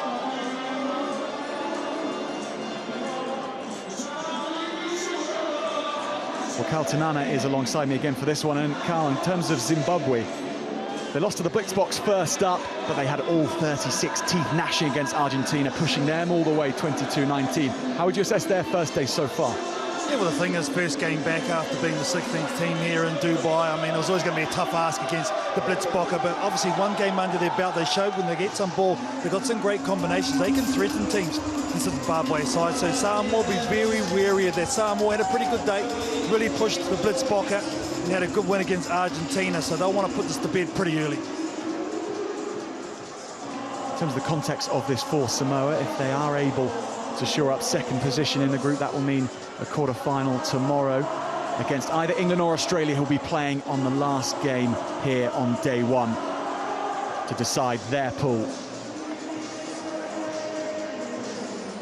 For Zimbabwe, there is an outside chance they could still qualify for the cup competition. They would have to win well here, though. Rasta Rasavengi, one of the very best in the middle for this one.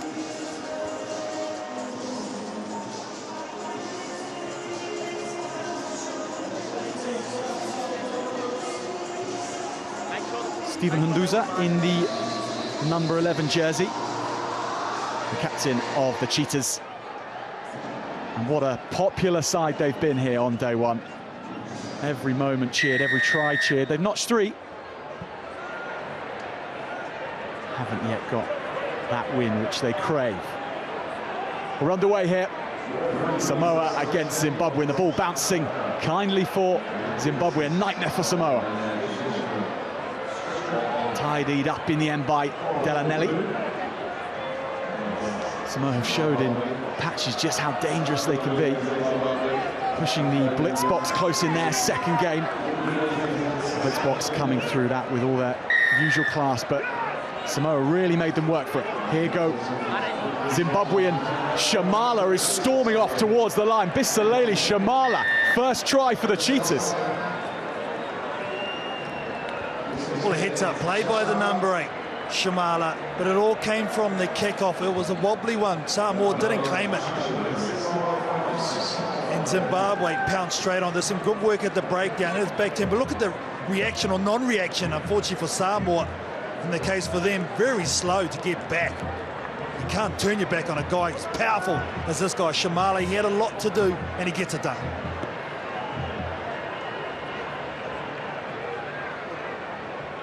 Second try here in Dubai today for Bisalele Shamala. Part of the Zimbabwe side, which won their first Rugby Africa Sevens Championship in 6 years to qualify for this event. That was back in October. Had to beat Kenya in the final. It wasn't a full-strength Kenyan side, but whatever shape and form they come, Kenya always pose a threat, and Zimbabwe did for them that day. That's what's earned them the right to be here, and they are taking this game by the scruff of the neck at the moment. Samoa now, no doubt, the response. Alafipo brings it back in field, and now the Cheetahs will have to go to work in defence because Della Nelly is threatening. Motonga fires it out away across to the right-hand side. Afamasanga, the captain. Tupou. Motonga showing all his ability and the power and the speed as well. They need a response.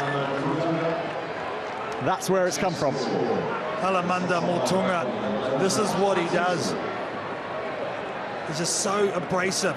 As soon as he gets the ball from first receiver, he's only going one way, and that's downtown. Arms aren't going to get it done against this bloke. He's just too powerful. Have to get shoulders on, and they get stung here, Zimbabwe.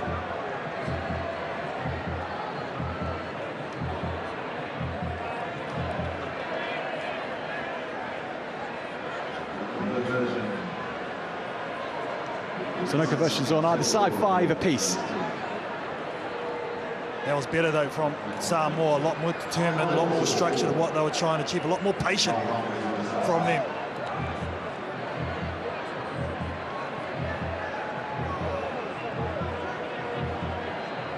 Tila Miloi. One of the very experienced players in this Samoan backline. It's a dangerous kickoff, and Samoa regather. Tupou changes direction. Goes away to the far left-hand wing and finds Alafipo, and Alafipo shows his wheels. Cutting in field and just can't quite keep his feet. The offload is there and the support's there as well. Samoa knocking it on, so the Cheetahs and Shamala try and run it away. Well, Samoa should have scored this try. The knock-on, unfortunately. That's a tough ball to take. You see right out the back. They knew as soon as they gave it, it was going to be a tough one for the captain, Afamasanga. But good chasing back, good scramble from Zimbabwe. This is what they did against Argentina. They just hang in there, make you work for every single inch.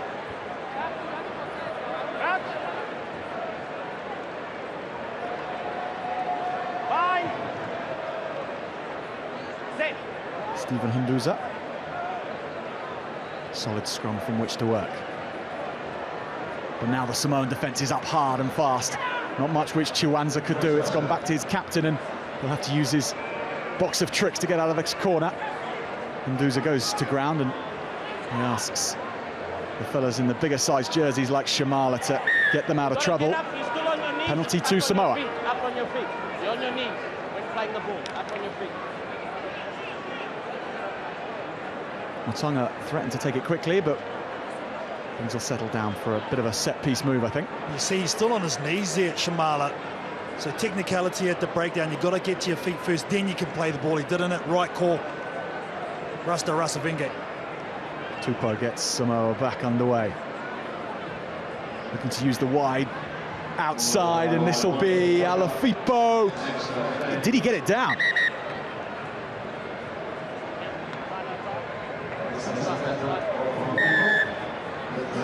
He's got it in the end. Made it tough, Alafipo. He's been very good on that far side of the field. Made a nice run just earlier on. Created space, passed by Tila Milo, was dipping on Alafipo, picks it up nicely off the bootlaces, transfers the ball, gives the fend. Gets the okay for the score, the second one for Samoa. Yeah, easy.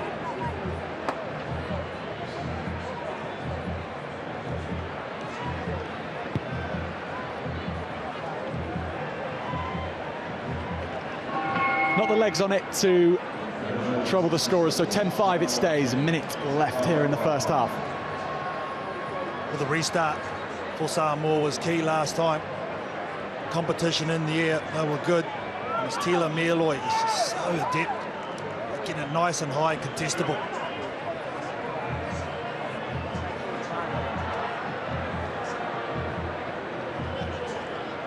Tila Mieloi puts it right on the head of the Cheetahs' first pardon.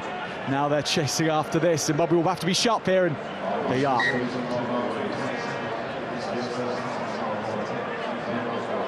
Nelson Madiba tapping it down. Sorry, KT. No, you're all good. You're all good, Jack. I was just about to say, I thought they were going to take it quick and go long and get a chase on here, Zimbabwe.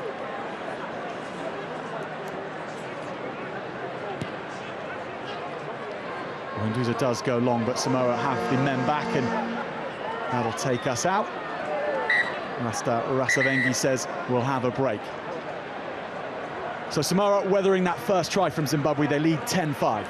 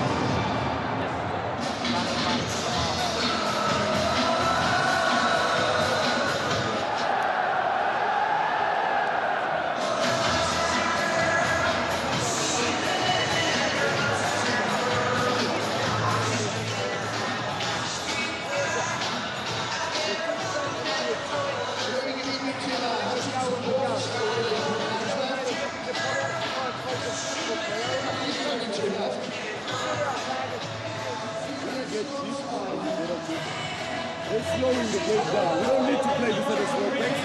Let's tempo. We have it and we pick up the pace. Our ball, deep, wide, and we run. Yeah? Keep assisting each other on the cycles, but you have to bounce in. Start number 1 and 2. You've got a double hit.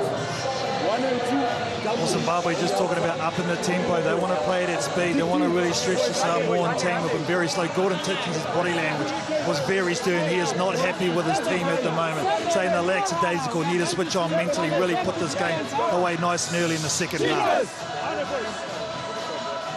The context around this one for Samoa, they may be thinking about trying to rack up as many points as possible, bearing in mind that should Argentina beat South Africa in the next game on, we would be in a situation of a three-way tie, and it coming down to points difference. And that's why Gordon Titchens, I think, was so animated. He would be very clear of what the situation is. You can see he's more urgent in the play, and that's what he's trying to ask from his men now. Sure you know well what that's like, KT, and the pressure you feel under in the second half.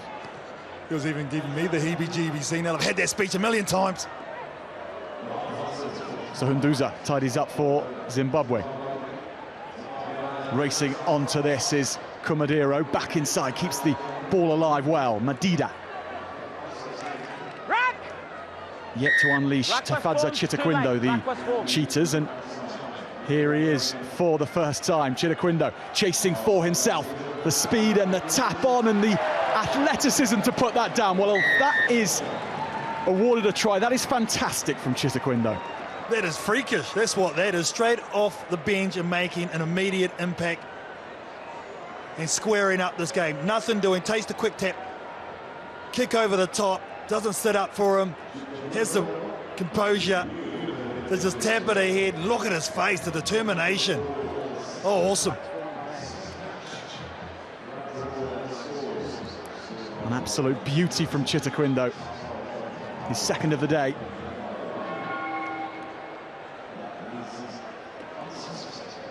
No conversion, so we are tied at 10-all. And, well, at the moment, Samoa can forget about adding tries and extra points. They are being pushed all the way here by Zimbabwe. Yeah, they'll just want to get the win. As we see there, they're sitting 4 equal points with Argentina, who are next up. Zimbabwe could get up there with them if they get a win against Samoa, but they look the more enthusiastic. Do Zimbabwe, they're backing themselves. Why not? Kickoff is a good one, and Shamala is after this, but Samoa pull away. He will come back. Yeah, unfortunate there for Alafipo. Just couldn't take it 2 hands. Just off the top. It was a nice lift. Next game coming up, South Africa v Argentina, and then Pool D, Canada taking on Japan. And the big one to finish it off here, Jack, Australia versus England. Can't wait for that one. Second place in this pool will be playing the winner of that pool, England-Australia. All eyes on this one at the moment. And the Cheetahs and Chitaquindo again, nudging it through on the toe. Does he have the speed this time? He has the aggression and just can't quite get the ball back, although he's playing it quickly, and the Cheetahs go. But they're getting exposed, Samoa, from the chip kick in between. He has been a difference maker. Chitaquindo scored off his first chip over the top, punches it through on the ground, and awkward stop there from Tila Mieloi, but they escape it only just. Well, by distance, the most experienced player on the World Series is Chitaquindo for the Cheetahs. Here comes Samoa, though, looking to strike back and herring up over halfway goes Samoa. The support coming, and then looking to release Alafipo. Alafipo slows things down. He had to. The Cheetahs were back well. Numbers away to the right. It's a disorganised defence from Zimbabwe, and it's exploited. Samoa, and they'll take a little time, I think, to gather their breath on this one. But a great break from Samoa. Alafipo Mutunga, again with the strong running, the impact from deep. Gets his double of this match. But look at him here. First receiver uses the ball just to make the defender drift off, and then the number 2 gets a second.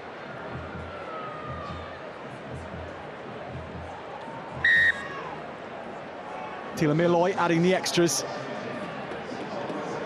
7-point buffer now for Samoa.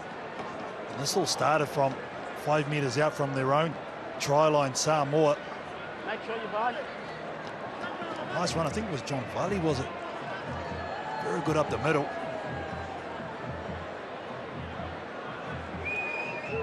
Alatasi Tupou getting us restarted. 2 minutes 30 on the clock. Mashawi onto Chitaquindo. He's everywhere at the moment. Back inside to Kumadiro. Chitaquindo again, the pirouette, and this time finds support. The Cheetahs back into the 22, back asking difficult questions, and Chitaquindo is back on the score sheet. Wonderful from Zimbabwe. Well, now I'm asking why he didn't start this game. Chitaquindo comes on and changed the whole complex of it in the second half. Scored one through individual brilliance. The step ahead, missed tackles from Samoa, inexcusable. Keeps going, and look at him just trailing in the background. He just has an eye for the try line, makes it look easy. Chitaquindo.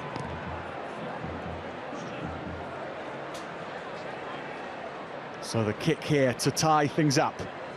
And it's sliced way over to the right by Chiwanza. So 17-15, Samoa with a slender lead.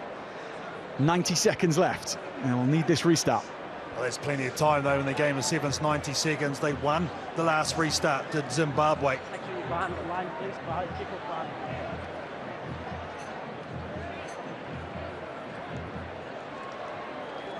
So they go long, difficult bounce.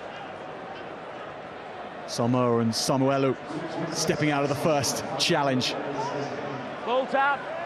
Back on You've got to release the ball. the Cheetahs side, taken quickly. Connor Pritchard bashing his way through. A score would put Zimbabwe in the lead.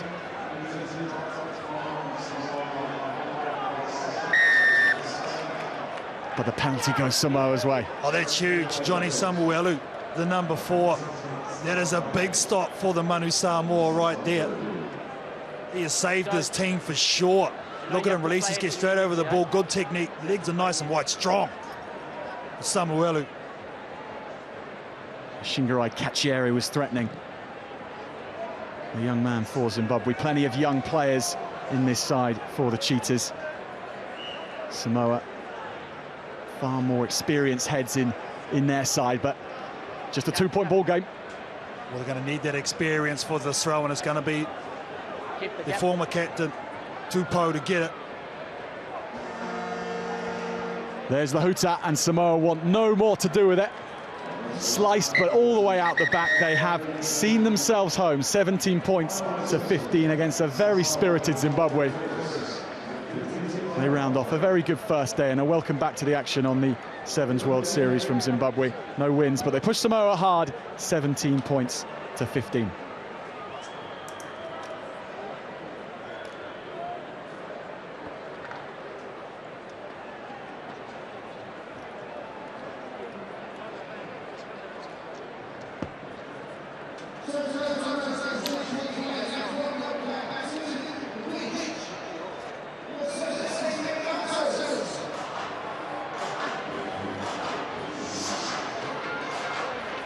HSBC World Rugby 7 Series is a global competition that visits 10 locations across 5 continents. 16 international teams compete at each round, where they battle for valuable overall series points. There are 15 core teams on the series, and at each round, one invitational team qualifies to play through a regional competition. So how does your typical Sevens tournament work? Well, the format is exactly the same for each round. There are 4 pools made up of 4 teams. The teams in each pool are determined by positions carried forward from the previous tournament. Teams play each other once, with the top 2 in each pool progressing to the Cup quarter-finals. The bottom 2 teams will compete for series points in the Challenge Trophy. The knockout format for the top 8 teams consists of quarters, semis and a final to determine the tournament winner, with medals awarded for gold, silver and bronze. Series points are awarded at each of the 10 tournaments, so it's all to play for. The tournament winner receives 22 points, while the 15th and 16th place teams take home just the 1. After 10 rounds, the team with the most points is declared series champions. The team with the least amount of points is relegated from the series. It's fast, it's furious, and it's action-packed entertainment. Welcome to the HSBC World Rugby 7 Series.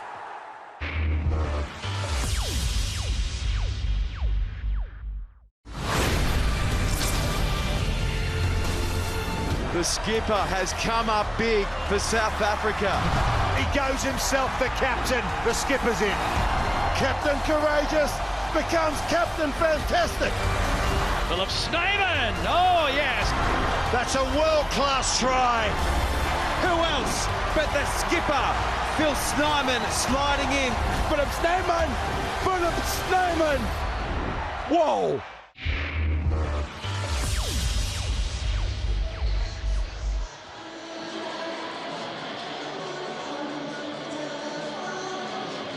So just to look back at Pool B, Fiji, 3 wins from 3 today. Scotland got very close to beating them, but they just snuck through with a draw against France in their 3rd match.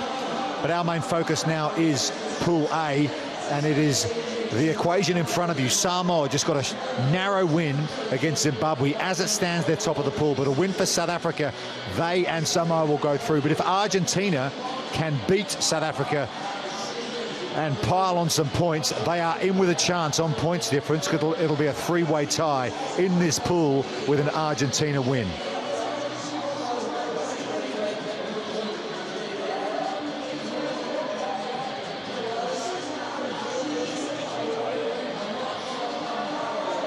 So South Africa, Argentina, these two teams have met 55 times on the series. 41 times South Africa have won, and here are the starting lineups. The debutant, Impie Visser, starts for the Blitzboks alongside Snyman and Oosthuizen, a former player of the year, Werner Kok, alongside Dupree, Human and Soyers Wapi. For Argentina, it's Barbier, Ruda and Moroni, Alvarez Forcade, the captain, Revol Carreras and Franco Sabato.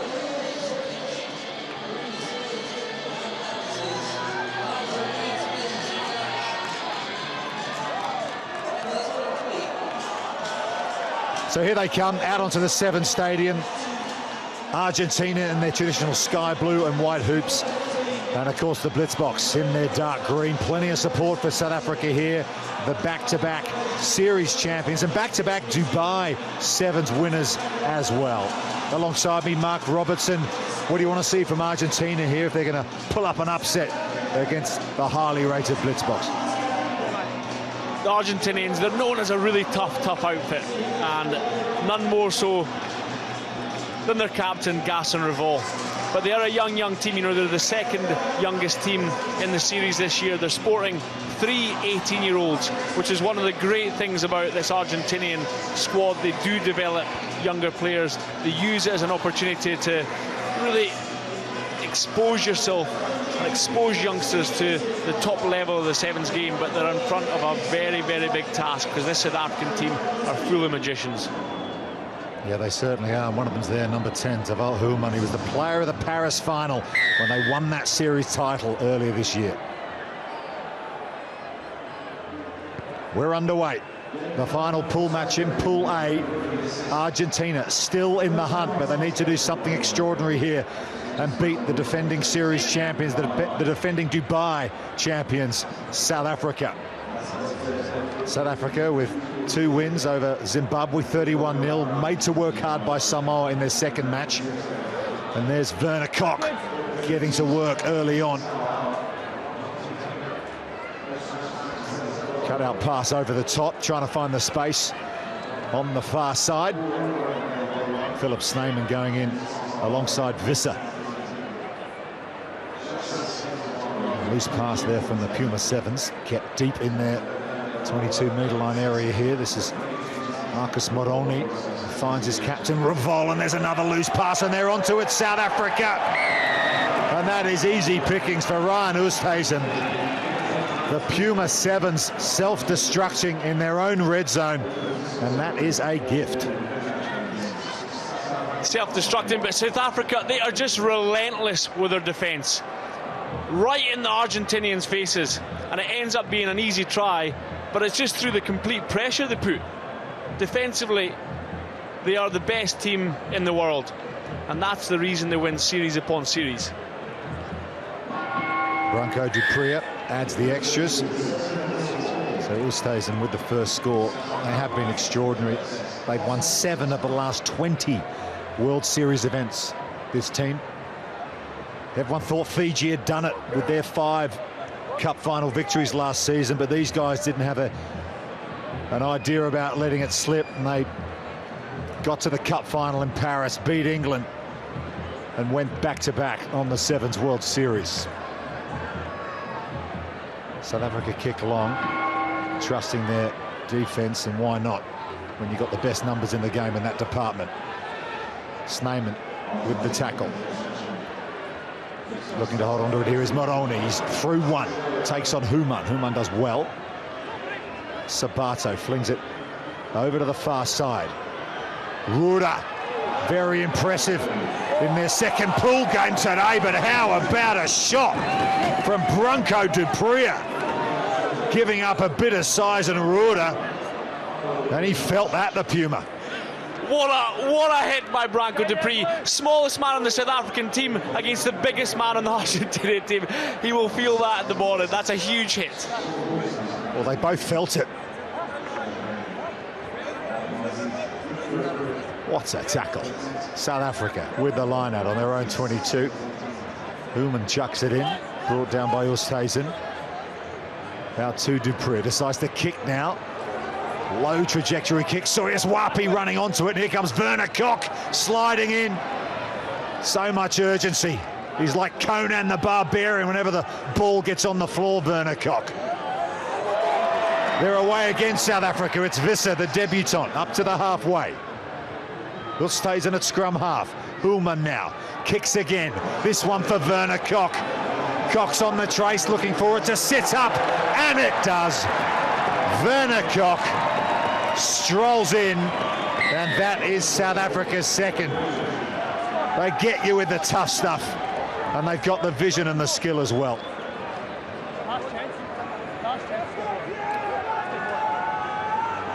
He is an absolute beast, Werner Kok.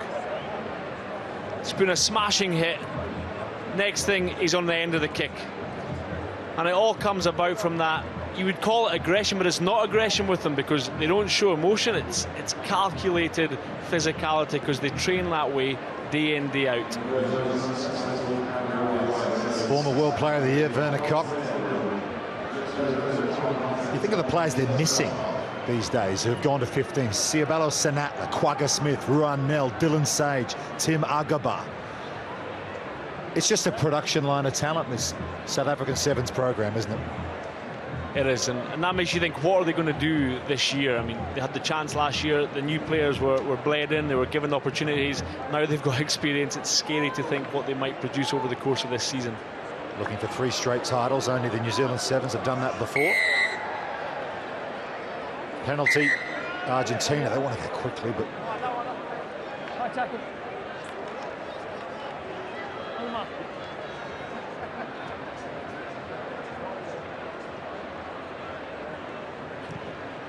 Revolt makes some valuable meters for Argentina.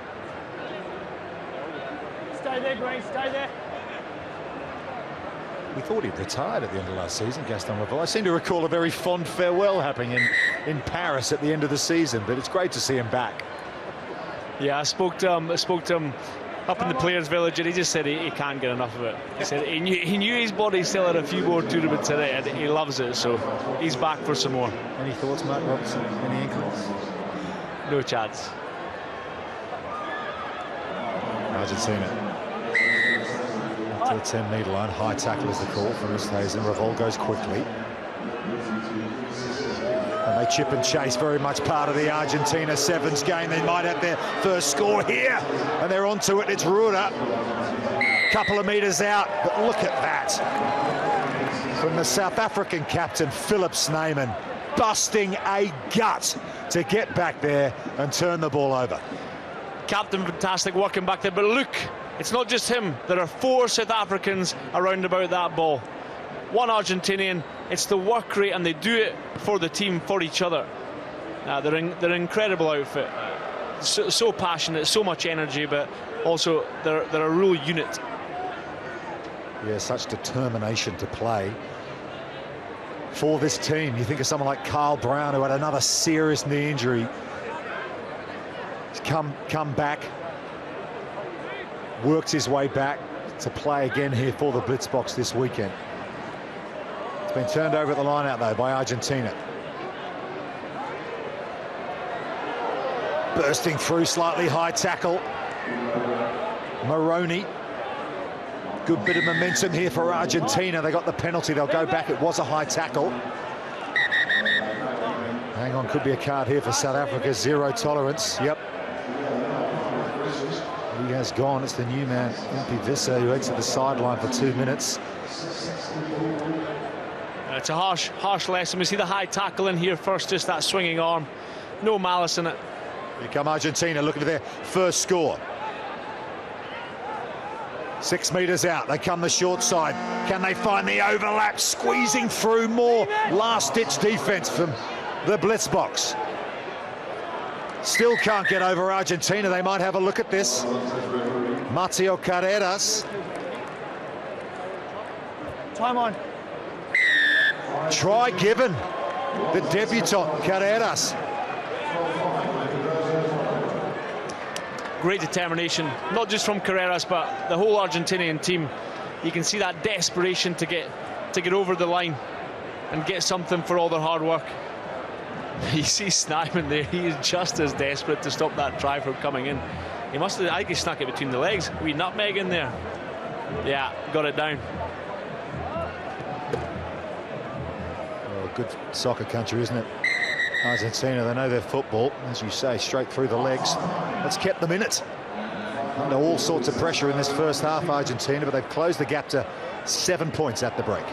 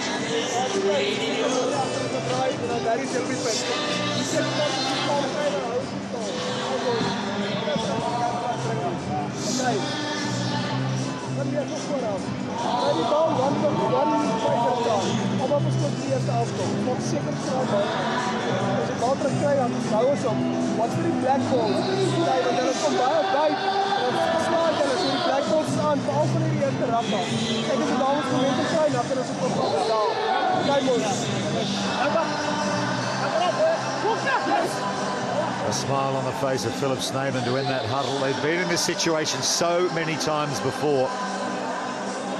Conceding a try just before the break, they look very composed indeed. A couple of games still coming your way tonight. Day one of the men's event here at the Dubai Sevens. Canada against Japan as the final game in Pool Z, and we will round it out with Australia against England also from Pool D. That will be an absolute humdinger. Stay with us.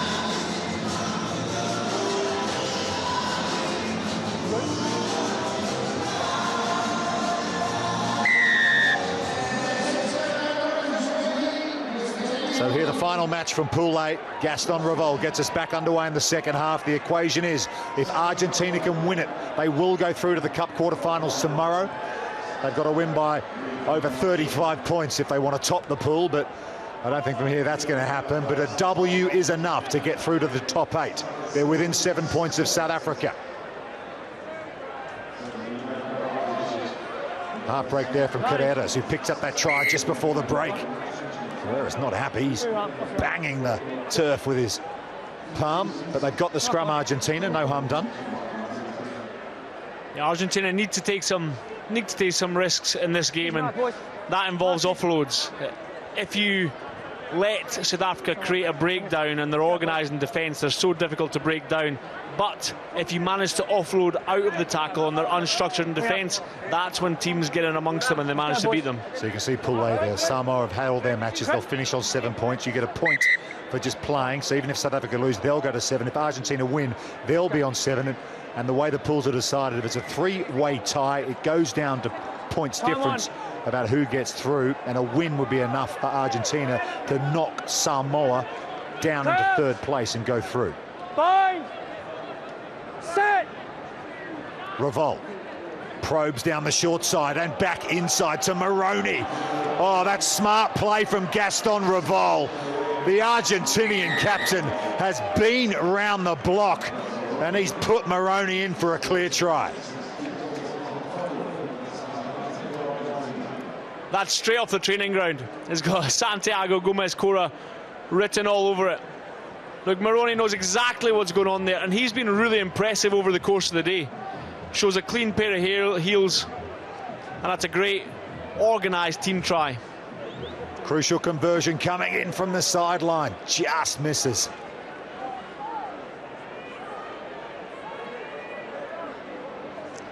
Game on though here, Mark. 2 points the difference now. Yeah, it is game on. Argentina, they know exactly what they've got to do. And you can see with these youngsters, they believe that they can do it as well. They believe they can beat this South African team.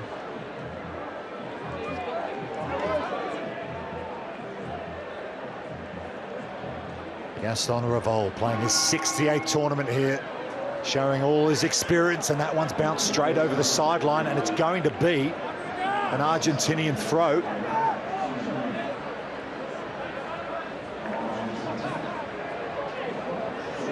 Must have come off a South African hand there.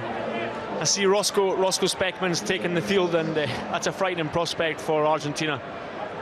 Yeah, watch out for some Speck magic if he gets the ball Release! in space. Sneyman going into the turnover. The referee did say release. We all heard it.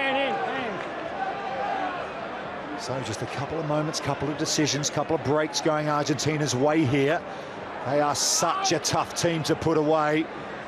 And with this guy pulling the strings, steering this Puma ship, Second man in. they are a chance here. Clever decision. You can see they're penalised there because they didn't release the tackled player prior to going for the ball. Now, by going for the line out here, so Argentina give their backs the opportunity to have a go as an individual in more space than there would be had they tapped the ball. Argentina last beat South Africa in the Las Vegas Cup semi-finals last season on the way to the final. Ended up losing that to the USA in Vegas. They've got a chance here to notch up another win against arguably the best team in Rugby 7, South Africa. And here they come. It's Ruda. He's been a real houndful for South Africa in this match. A big burly fellow. They've got some space and possession in midfield. It's Alvarez Forcade. Ball comes loose though. They improvise, and how's that for playing off the cuff Revol, but it falls into the hands of Speckman. Did he call the mark? Yes, he did. Captain Sneyman just asked the question. Intelligent play from Roscoe Speckman. He's under a lot of pressure here. Revol, I think it's the right decision, but he just doesn't. He puts a little bit too much height on it, and Roscoe Speckman's got so much pace, he covers the ground quickly. Yeah, lovely moment there. Look at this. Number 3, Ruda, goes back to shake the hand of the South African Speckman just to make sure he's okay. Good rugby principles here on show in Dubai. And another break here for Argentina. As they make a couple of changes, they've got a scrum on the South African 22.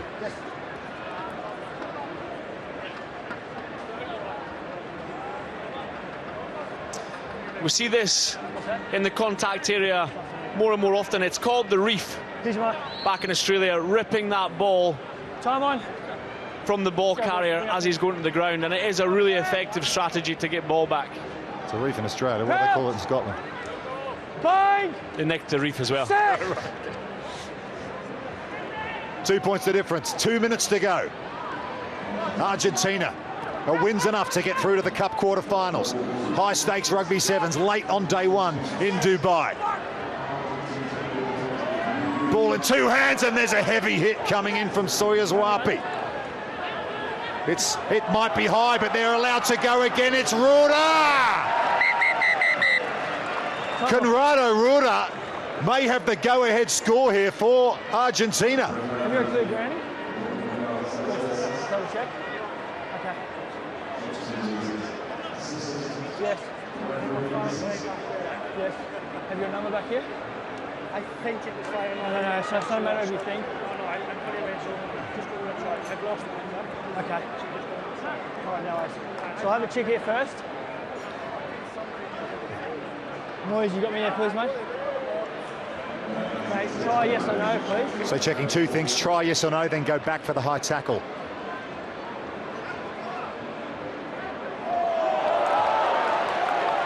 Yeah, it's just apparently. Brilliant refereeing from Damon Murphy.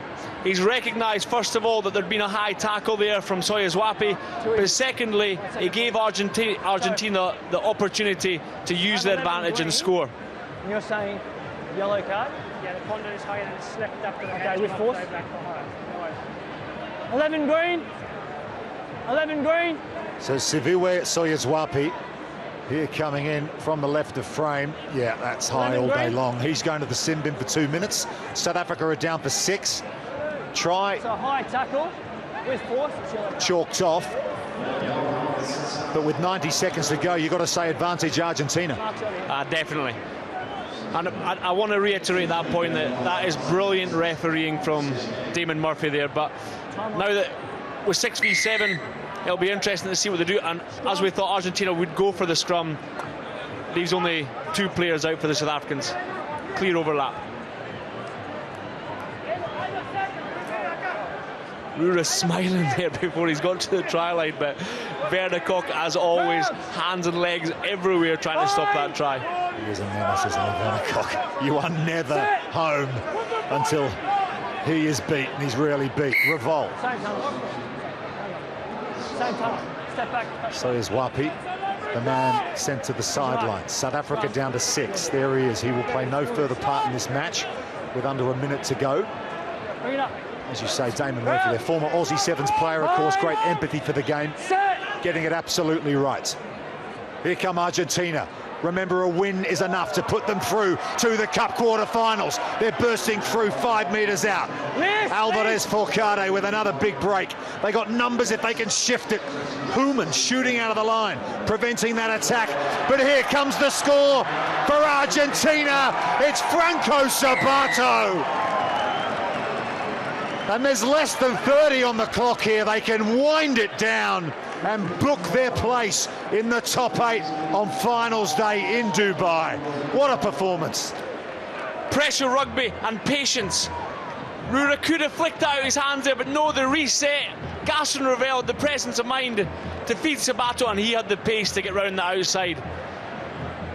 Brilliant finish by this young Argentinian team against what is the best team in the world. Well, there's a saying in rugby sevens, don't crack under pressure. And this Puma 7 side have certainly dealt with everything South Africa chucked at them here. 12-5 at half-time. They've come back in this second half. They've absolutely bossed the second period here, and they are through to the Cup finals. They've beaten the series champions by 17 points to 12.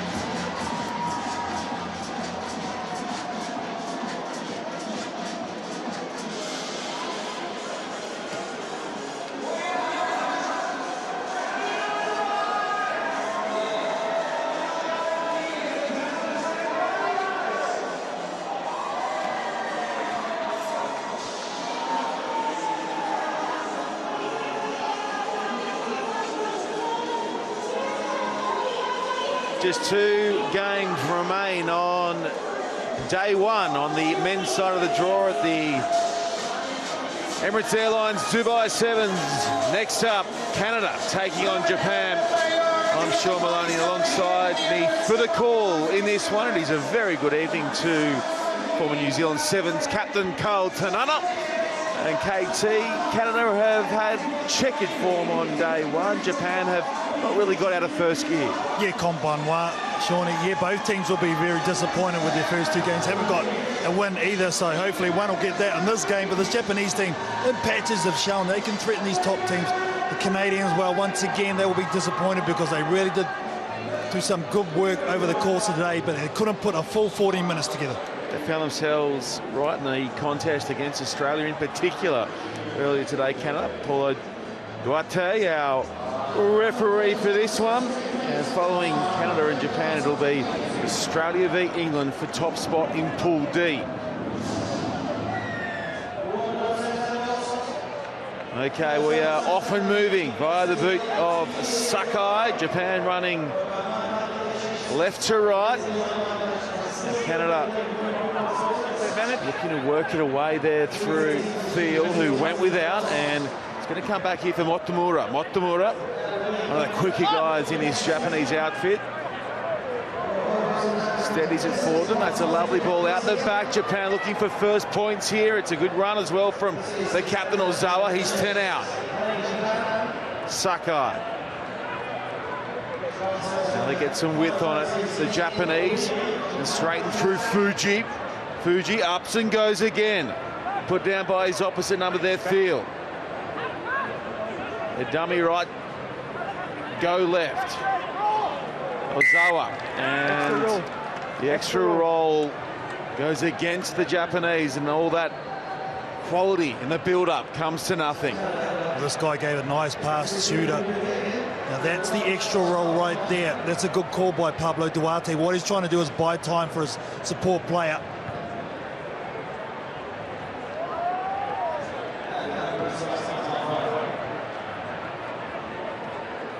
Good touch find of that as well. Good boot there of Nate Hirayama. A little magic man for Canada for so long. Nate Hirayama. So many of the players as well sporting Mo's in support of Movember. And that one is whisker perfect into the arms of Matty Mullins. He brings it down and they send it along. Canada. Braid. Such a powerful runner. There's the smarts there to release and go again. Douglas. Mullins.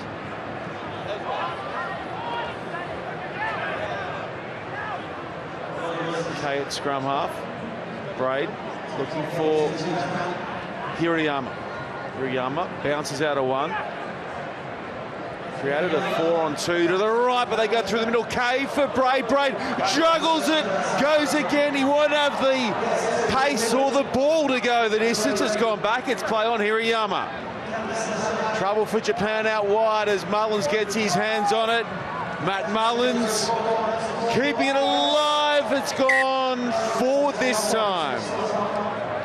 That's been the story of their day, though. They do so much good lead-up work, this Canadian team, and just the last pass under pressure, but it came from a nice break initially from Pat Kay. Good offload, good hands from Connor Braid.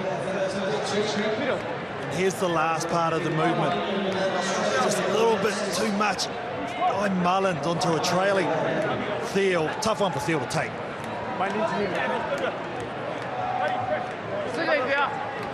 Coach. Line. Set. Wait. It's a tough ask for Japan from behind their own try line. They work it away well, but Braid's there to make the tackle. Sakai. Justin Douglas won't be outpaced down this near side, but the feet are handy from his opposite. Holding. Good work over the ball there from Kay as well. Taps it, goes quickly, looking for support runners. Gets one in the form of Braid. Braid keeps it in motion for Isaac Kay. 4 out here, Canada. Hirayama. Hirayama dummies to the outside. And as he's done so many times before, goes in under the black dot. Canada lead by 5. I like his reaction, though, Nate Hirayama. A bit of the situation. He always keeps the same mannerisms, makes it easy. Had 2 men on the outside, didn't need them in the end. A player like this, good dummy, easy.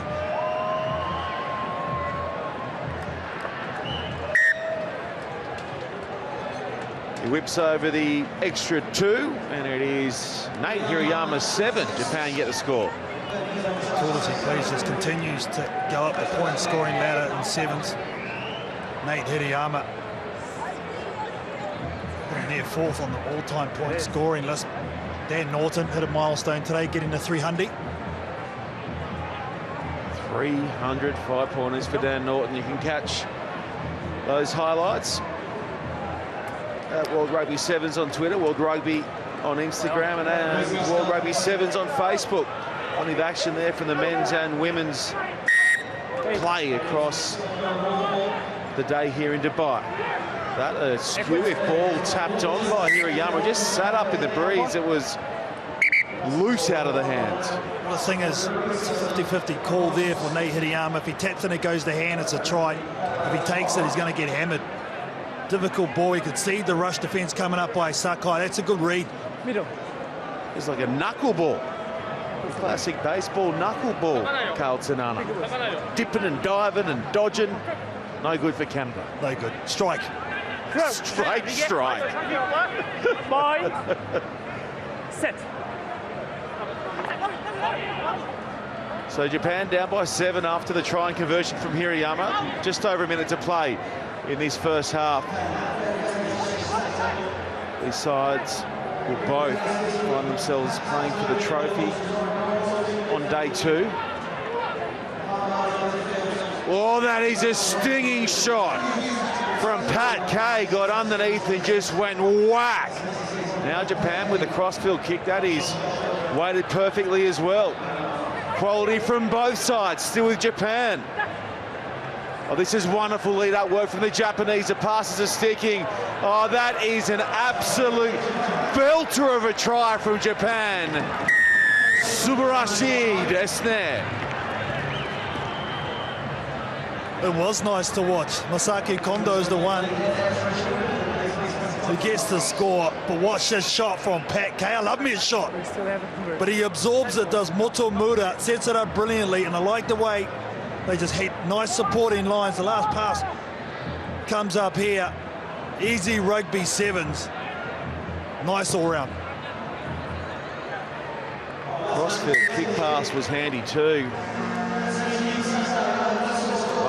Time. We're going to fade this one back through the sticks, and it does just that. 7-7. There's still a few ticks of the clock to go now. Conversion away before the half-time hooter went. Japan send that one up into the breeze. It floats high, finds the turf. In a touch it goes, and Paulo Duarte says, guys, you should be saying, guys, go grab a drink of water. There it is. And at half-time, it is all square between Canada and Japan. They both have 7.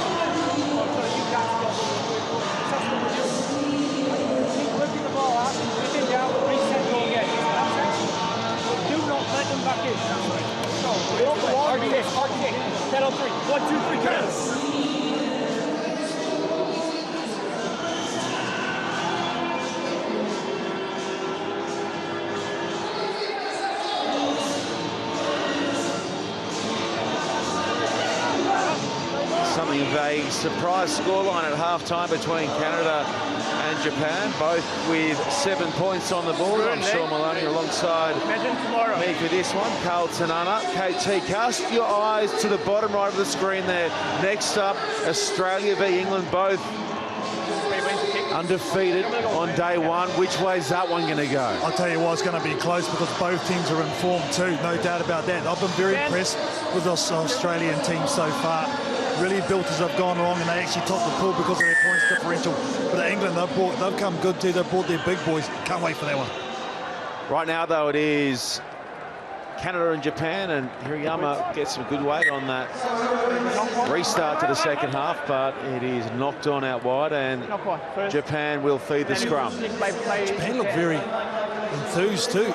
Their body language is very positive, and they played that way. It's a Canadian team, obviously got a lot more experience to them.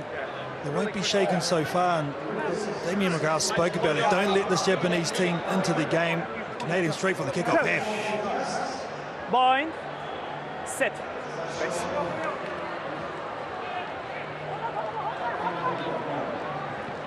Oh, it was good weight on that pass out wide, asking the wide runner to latch onto it. Motomura couldn't hang on, and the first phase play breaks straight down. Knock on by Japan. Just the pass shift a little bit too much and a bit of a clutch there with the straight arms open. Unfortunately for Naoki Motomura in a bad position too. Right on the 22 for Canada, they're going to have the whole right-hand side available, and Justin Douglas on the edge. They like these hard lines, Canada. That's what they've been going for with Connor Braid hitting the short ball off Pat Kay from these situations. Wait. Power runner sets up midfield. Connor Braid in the number 6 jersey. Free kick goes to Canada. Kay. Smart work from Paddy Kay. Called it, went with it, and has given his side the lead. He's really set the tempo, Pat Kay, in terms of enthusiasm. Coming from the first five roll, came from deep. Hirayama so aware, saw him coming as well. Japan, weak at the scrum time, got pinged for it, and Pat Kay getting it done.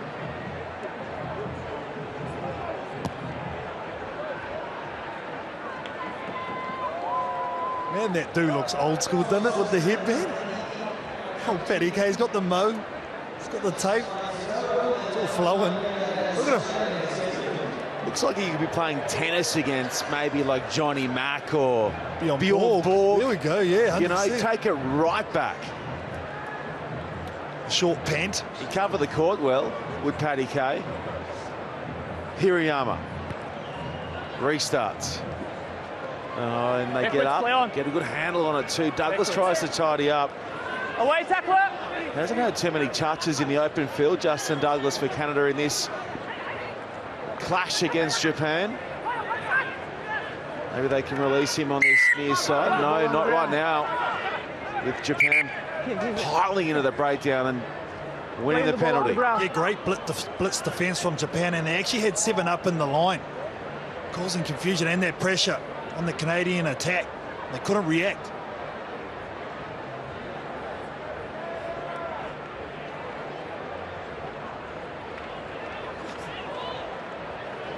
Japan looked to put their set play in motion. That was knocked on the ground surely by Sakai.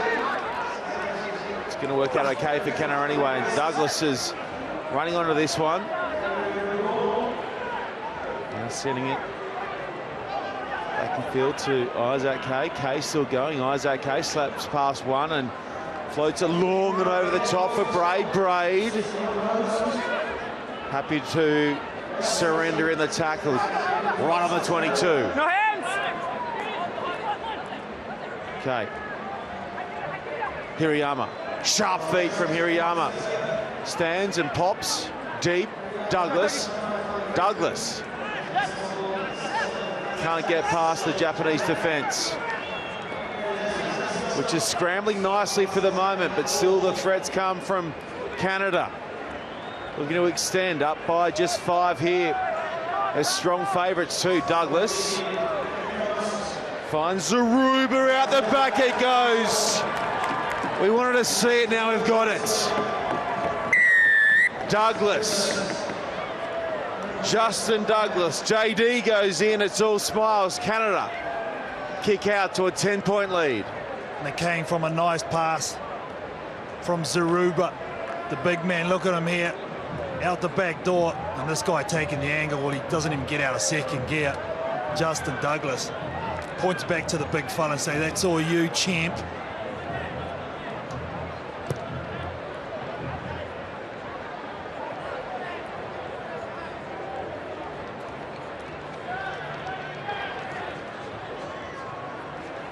He like you big time. 17-7. Into the last 2 minutes of play. And another reminder, Australia v England next. Both those teams jostling. 8 and 2. For top of Pool D. They'll cross over against Pool A. So the loser of that next up game most likely face South Africa in the Cup quarter-final tomorrow. That's how they look for the moment. Can't be split.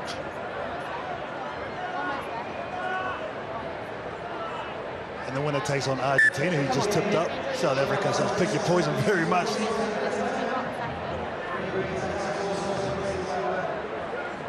Hirayama waits it beautifully. Zaruba Hands are working nicely for Zaruba. Coe. Andrew Coe sees some space through the middle and now sets off on the angled run towards the line and has enough in the tank to touchdown.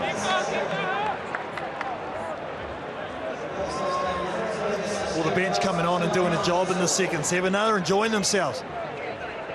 Some finals that had all started from the kickoff. Adam Zaruba up nice and high, gave a nice pass for the last try. Now he's got another assist from the kickoff. He just takes his angle. There's Andrew Coe. Got a bit of a swag on with the run. And the number 4 gets the 4th try for Canada. Ralph still on with the substitutions. Conversion away to the left, 22-7. 40 seconds to play. But as you expect though, Shawnee, when it come down to the punch, the experience from Canada really has shown through. Saw the pressure from Japan. Japan couldn't sustain. A lot of debutants for them. There's a lot of positives. We've got 41 debutants total across each of the 16 men's teams here in Dubai, and look who it is. 2 tries inside 30 seconds. Coe has his second.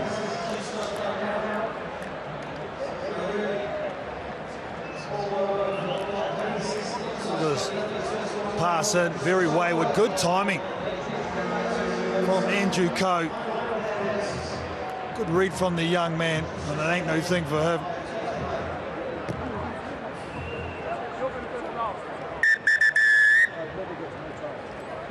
Canada finish all over the top of the Japanese full time, and Canada have their first win in Dubai in 2018. The score 27 points to 7.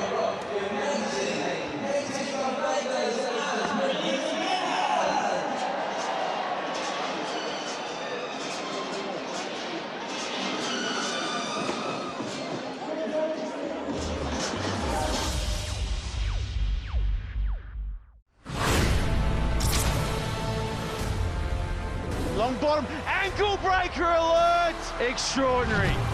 He's just so confident, ball in hand, the Wizard of Oz.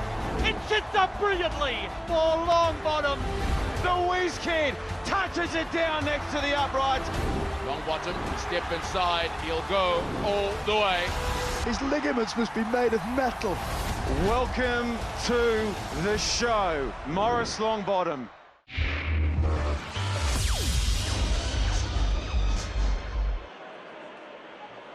Morris Longbottom, just one of the Aussie 7 stars to look out for as we get set to bring down the curtain on day 1 at the Emirates Airlines Dubai 7, part of the HSBC Sevens World Series.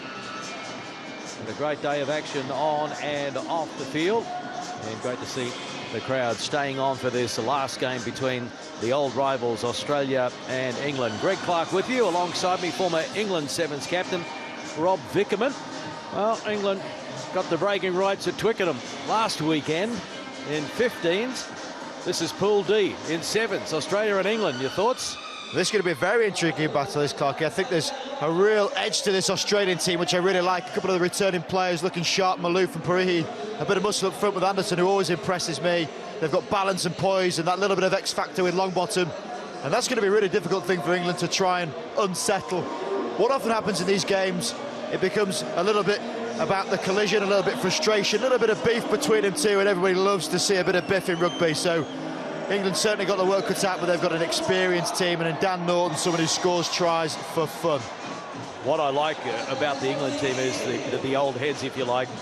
You've got Burgess there, also Norton Mitchell and Dan Bibby. They've been around for a long time. They love the big occasions, and this might be a pool game, but it is still a big occasion. And yeah, Rodwell on the sideline, one tournament short of the record holder from New Zealand, DJ Forbes. And it is Australia and England, the old rivals head-to-head. England 39 wins, Australia 31. They've had 2 draws over the years. Lewis Holland has been in good form today. Battle with injury over the years, but when he's fit, he is certainly one of the stars of the show, the Australian captain. And England, well, they have plenty to celebrate today with Dan Norton becoming the first player on the World Series to score 300+ tries. Our referee is James Dolman from New Zealand.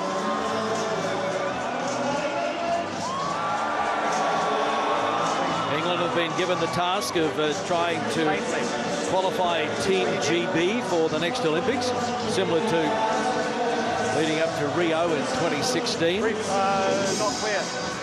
There's Dan Norton, the prolific try scorer. It's going to be Australia getting us underway. The loser of this one to play South Africa in the quarterfinals tomorrow. In the race for the gold medal in Dubai, the winner will play Argentina in the quarters. Final match on day 1, and what a cracker it should be as Australia kick off and they get the ball back. Patahi was there to pick it up. Long bottom out to O'Donnell and Porch. Switch of play now with the captain. Here's Malouf back in 7s. Long bottom, the dancing feet, just checking this English defence early on. Still there for Australia, and to the far side they go through John Porch, and a high tackle there. Oh! High tackle, as soon as you see it, Charlton Koenig's exactly what he did. He stayed too upright, swung that arm across the chest. You're not going to last long in 7s. Really has been told repetitively to them it has to be a low tackle, and you can see that little bit, the change of direction, straight up high on Porch above the ball. Get walking as soon as that happens. So Charlton Kerr in the naughty chair for 2 minutes. Opportunity for Australia. And Longbottom holding it and then giving it out the back to O'Donnell, who hands it on to Malouf. Malouf takes the tackle. Patahi to Longbottom. Patahi doubling round and trying to free the hands. Can't do so. Goes to ground now. Comes back for Longbottom. Nobody in front of him. Well, that's the easiest of his tries today. Morris to Longbottom. 5th try on day 1. Sorry, he's well wrong. Yeah. Well, never going to get bored of seeing Maurice Longbottom do his thing, but it was made all a lot easier by Anderson. Take a look. He makes the tackle on Ellery, past the ruck. That's the question that Mitchell just asked the referee. As soon as the breakdown happens, he's allowed to try and clear it, but because he took the tackle as well, you can see Ellery fall over in the background, and that is the gap that Longbottom exploited. That is brilliant play from Anderson.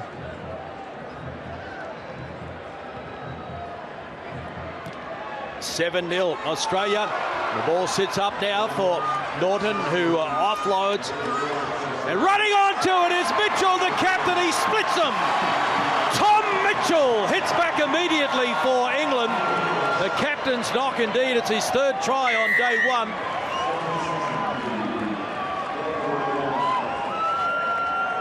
Caught the Aussies napping. Well, what an impact from Mitchell. You see Norton with the ball first off, gets the offload to Waddleton, and then just hitting the ball at pace. That one right foot step and then slices through the Aussie defence. Malouf and Porch not able to stop it, and then just for good measure he makes his kick a little bit harder by edging toward the touchline. Yeah, here is the conversion attempt. It's not a bad one. It's over! It's an absolute cracker from the captain, and so we're locked up here. 7 apiece. Australia and England. Mitchell, the 3rd highest point scorer in the last HSBC Sevens World Series, behind Nat Hirayama and Nasilasila, and he's gone 5th all-time. He's just gone past Cecil Africa on the all-time points list. 29 years of age. And judging by the speed there, he's going to be around for a little longer than a lot of people think. So now, Australia. Porch goes to ground. Patahi eventually picks it up. Can't offload. And real pressure at the breakdown coming from England. The turnover is good. On the floor. And now an opportunity for Kerr, who's back from the naughty jam. Charlton Kerr opens them up as well. It started at the breakdown. England winning possession and Kerr finishing it off. Well, that's how you make amends from being in the sin bin. Comes from Waddleton's outstanding breakdown work. That is such a difficult skill. Mitchell then gets it back to the inside. Bibby takes a shot for good measure, and then another right foot step. Alan Mitchell slicing the fence once more. Longbottom tries his best, but Kerr has made a statement. And the conversion attempt a lot closer this time for Mitchell, and he nails it again. So it is 14 points to 7. England went back-to-back in Dubai in 2010, 2011. They haven't won the title in Dubai since then. Lost to New Zealand in the Rugby World Cup Sevens final in San Francisco back in July. There's 8 survivors from the team that went to the USA for the Rugby World Cup Sevens. And now Australia. Longbottom. Getting it back to Holland. He takes the tackle. There's a good tackle too from Ellery. Now Maloof hands it off to O'Donnell. Solid collision there. Bibby putting a shot on. So Longbottom. Scrum half. Anstey back to Longbottom. Stepping. Couldn't get away from Ellery though. And big shot again coming in from Bibby, but now it is Holland. Short ball to O'Donnell. Back to Porch. Anstey straightening and then dropping, but no, the penalty will go against England. Oh, another yellow. This time it's the captain, Tom Mitchell. 2 yellows already in the first half. Well, as a reflective glance back for Mitchell, he was going to start arguing, but there's no change in the referee's decision. As soon as this is seen as been an intentional knockdown, irrelevant of the escape, his right hand slaps the ball down. That is 2 minutes in the bin. Longbottom trying to work a bit of magic, but this time he gives it to his captain over the top to John Porch, who cuts back in. Bibby's there to make the tackle on the 22. Holland out to Longbottom. Longbottom dancing and giving it to Lewis Holland. Ankle tap, needs support, finds it in Anstey. It's a try. In fact, it is Anderson who scores the try.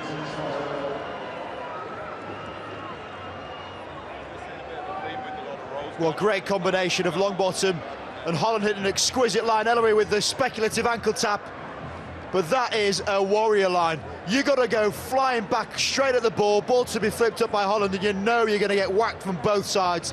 Anderson, what a score from him. Conversion not successful, so it's 14 points to 12, and we've got time for a restart here in the first half. Lockie Anderson scoring for Australia, the man from the Eastwood Club in Sydney, still only 21 years of age. 38 tries in his career already. Mitchell looks on from the sideline.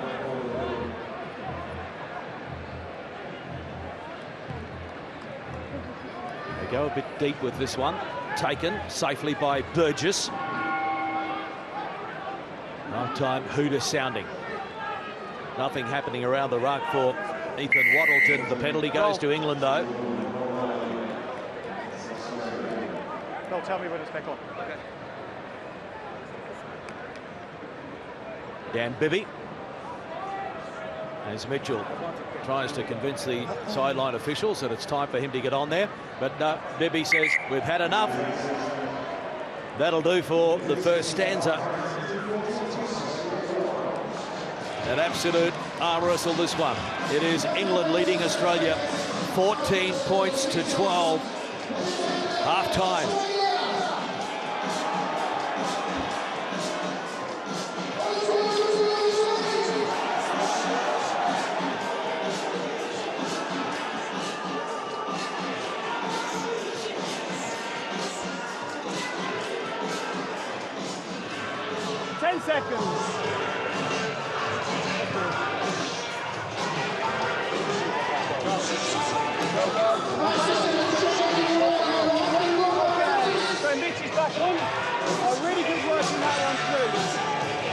that going defensive around there, please.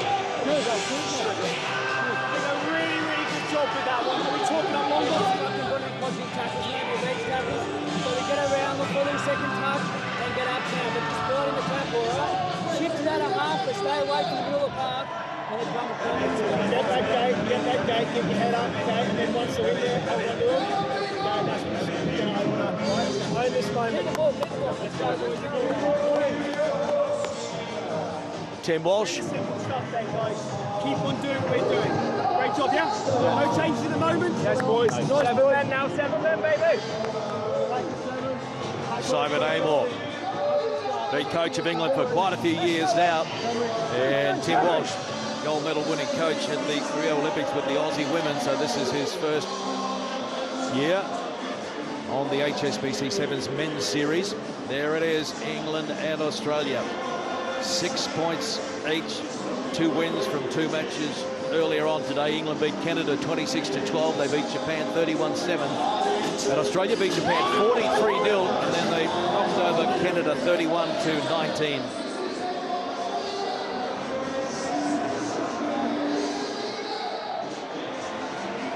England will have to just keep their discipline in check. They've had 2 players in the sin bin already in this match.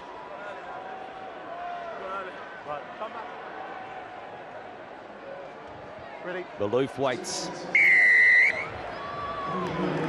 We're underway. Who will finish on top of Pool D? It sets up for Nick Maloof. Back in sevens after a stint with Leicester in the English Premiership.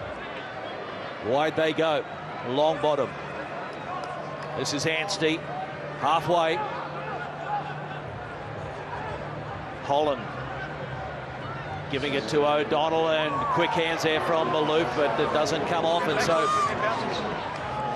it's England now. Mitchell. Bibby. Can't get away from Maloof.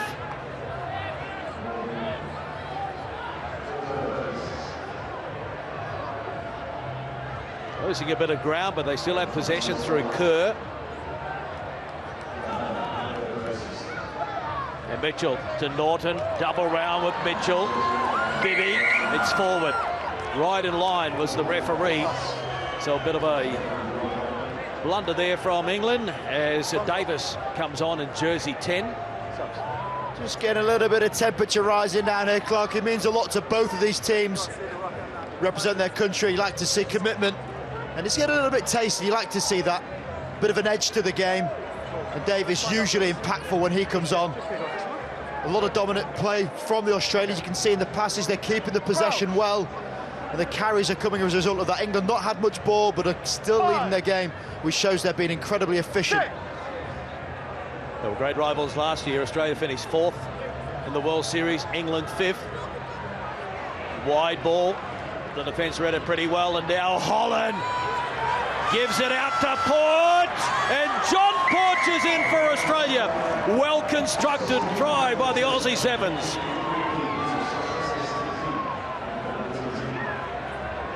It's a wonderful set-piece play. The wrap-around buys that extra defender. As soon as O'Donnell rides the tackle, Holland follows it round. He's on the outside of Bibby, and Norton's got to make a decision. He hesitates just that second, and that's enough for Porch to scorch. Off he goes. Very impressive young man.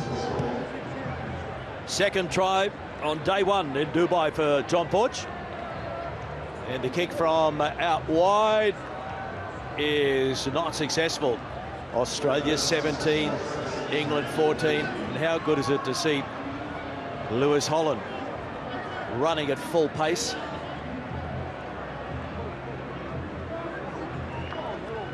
Porch will restart for Australia. It's a bit shorter this time, and it's there for England.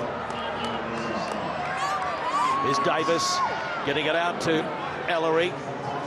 He gets up and goes again, taken by Anderson, but the offload was good. And now Norton.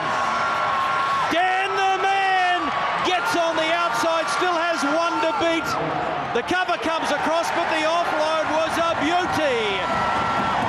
Oh yeah, England hit back Norton, the 22-year-old, second try for the day.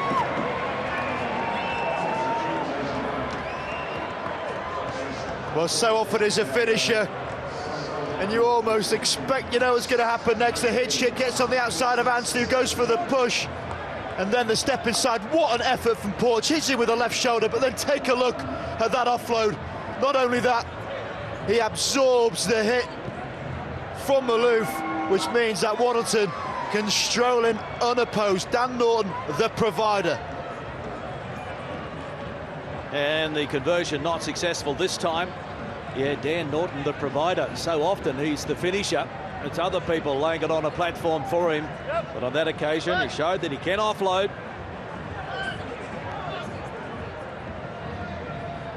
He's all smiles. Went past 300 tries today. What a career. 30 years of age, his 77th tournament, Dan Norton. Tom Mitchell. He scored over 100 for his country. This is knocked back, and oh, they just watch the ball, the Australians. You can't push a player off the ball. And the penalty goes to Australia. They take it quickly. Henry Hutchison out there. Now it's O'Donnell. Quick hands from McNamara over to Anstey. Up over halfway. Picked up and dumped there by Burgess, but it's play on. Long bottom. Back inside. Anderson looking for his second. He's got a man on the inside. Picking it up and running onto it now is Henry Hutchison. Norton gets across a try-saving tackle by the speedster. Trying to create a bit of havoc in there at the ruck. It's going to come back for Australia. They get the penalty, and oh my goodness. It's now a third yellow for England. Bibby this time. Call that straight away. As soon as you need quick ball, if anybody lies prone near the ball, you're going to get binned again. Three classic cases of sin binnings from England. The discipline's a factor, but Norton, what an effort. Makes the tackle, drives the ball, and then Bibby making this hit here, you can see, does not roll. So a switch of play, and they give it to Maloof, who can't find a way through. Norton was there to make the tackle. It's on out wide, though, and O'Donnell is going to score for Australia.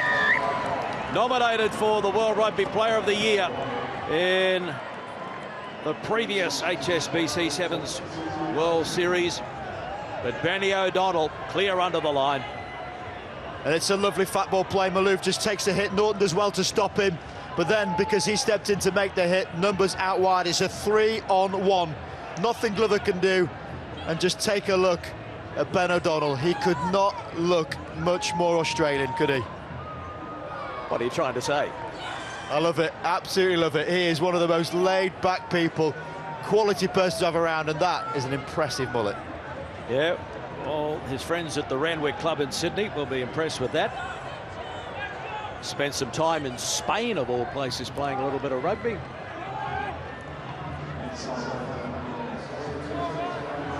Liam McNamara, man from the Sunnybank Club in Brisbane, kicking off. What a finish to day one. Australia 22, England 19, the winner to finish on top of Pool D. The winner likely to play Argentina in the quarterfinals. A loser will come up against South Africa. So seconds counting down, and Morris Longbottom thought he might have been able to force the penalty, but it goes against him, not releasing. He was a tackler. And we've got a problem with a man down.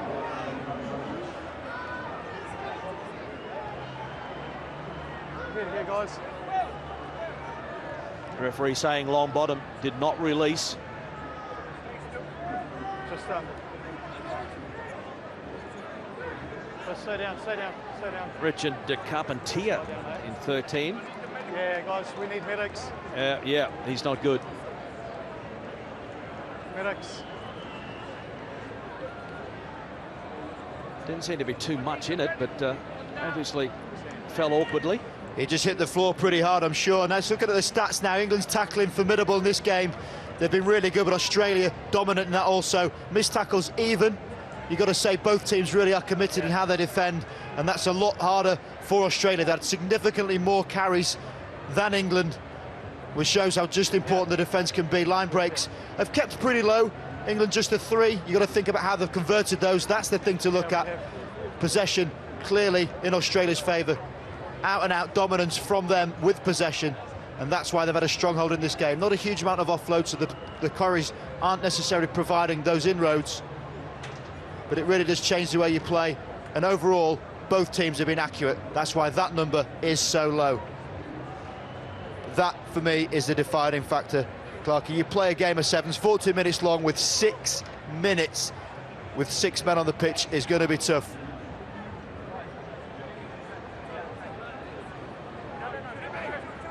The England coach, Simon Amor, he's sending Will Muir, the 23-year-old on debut, out.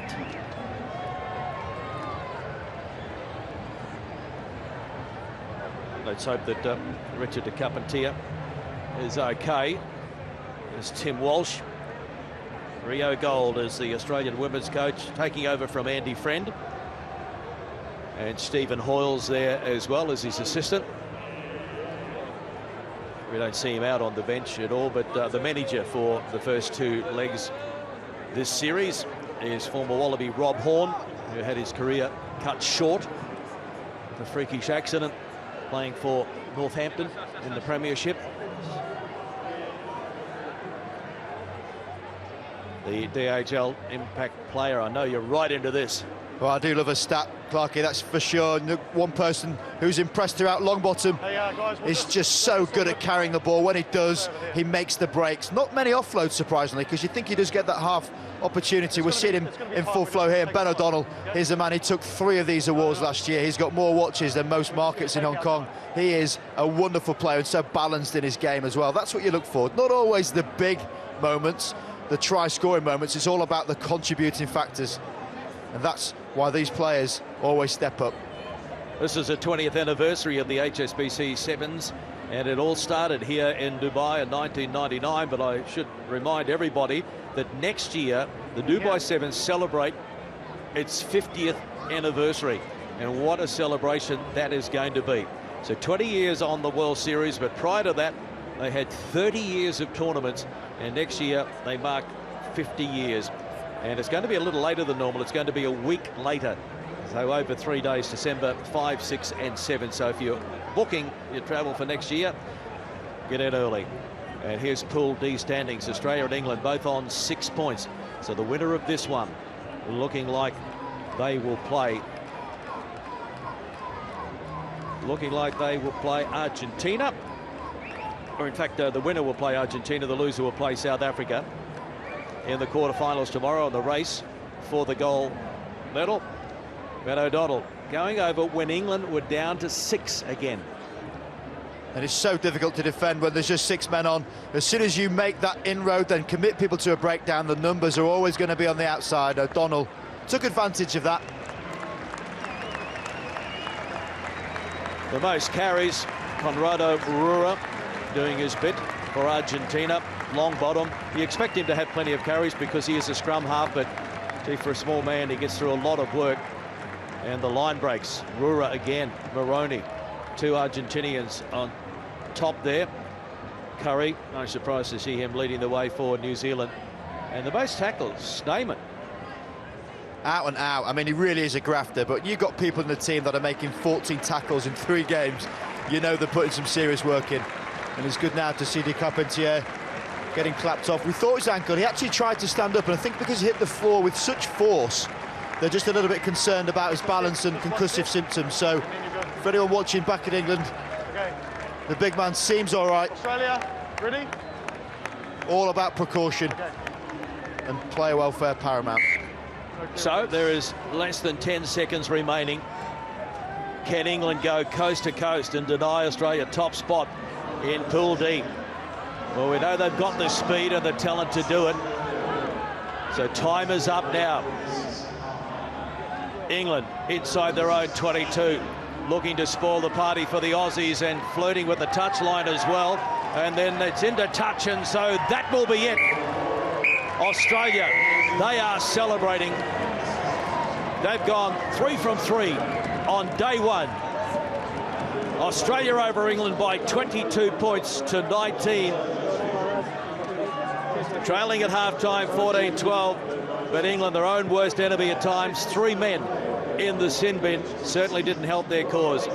Okay, well, let's get some reaction. Carl Tadana. Yeah, thanks, Clark. We're here with Aussie captain Louis Holland. How brutal was that? Yeah, it was try, and you know, when you come up against English, it's always physical. They're a very smart team and very big up front, so we knew we had to be strong around the ruck because that's where they turn a lot of pill over. Just tell me about the resiliency of the team in that game. Yeah, we just spoke about staying on our feet. We know that they can retain the ball, and we know our line speed and our tackle generally is pretty strong, so we were backing our defence and hopefully putting a bit of pressure on them, and they had a few errors. Just tell me about the consistency that you need to get back in your game. You look like you had it today. Yeah, we spoke about, you know, it's the first tournament. You don't really know what other people have been doing. So it's all about controlling what we can control as a team, what we've done in pre-season.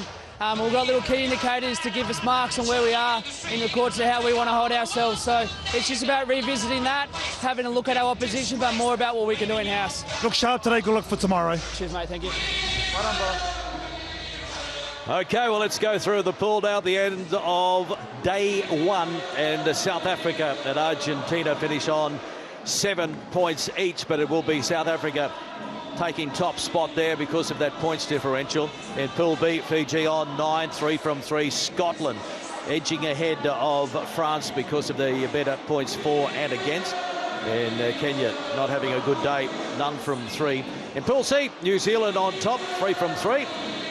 The Commonwealth Games gold medalists and the Rugby World Cup Sevens champions in 2018, New Zealand, and USA safely through to the top 8 in the race for the gold medal as well. And Australia getting there over England only just, but it's 3 from 3 for the Aussies, 22 to 19. As we have some entertainment to fill out the day. And in the challenge draw tomorrow, in quarter-final 1, it's going to be Samoa up against Japan. Spain will play Kenya, Canada and Zimbabwe, and it is going to be France up against Wales. That's in the bottom 8, if you like. And then the top 8, the race for the gold medal in Dubai 2018.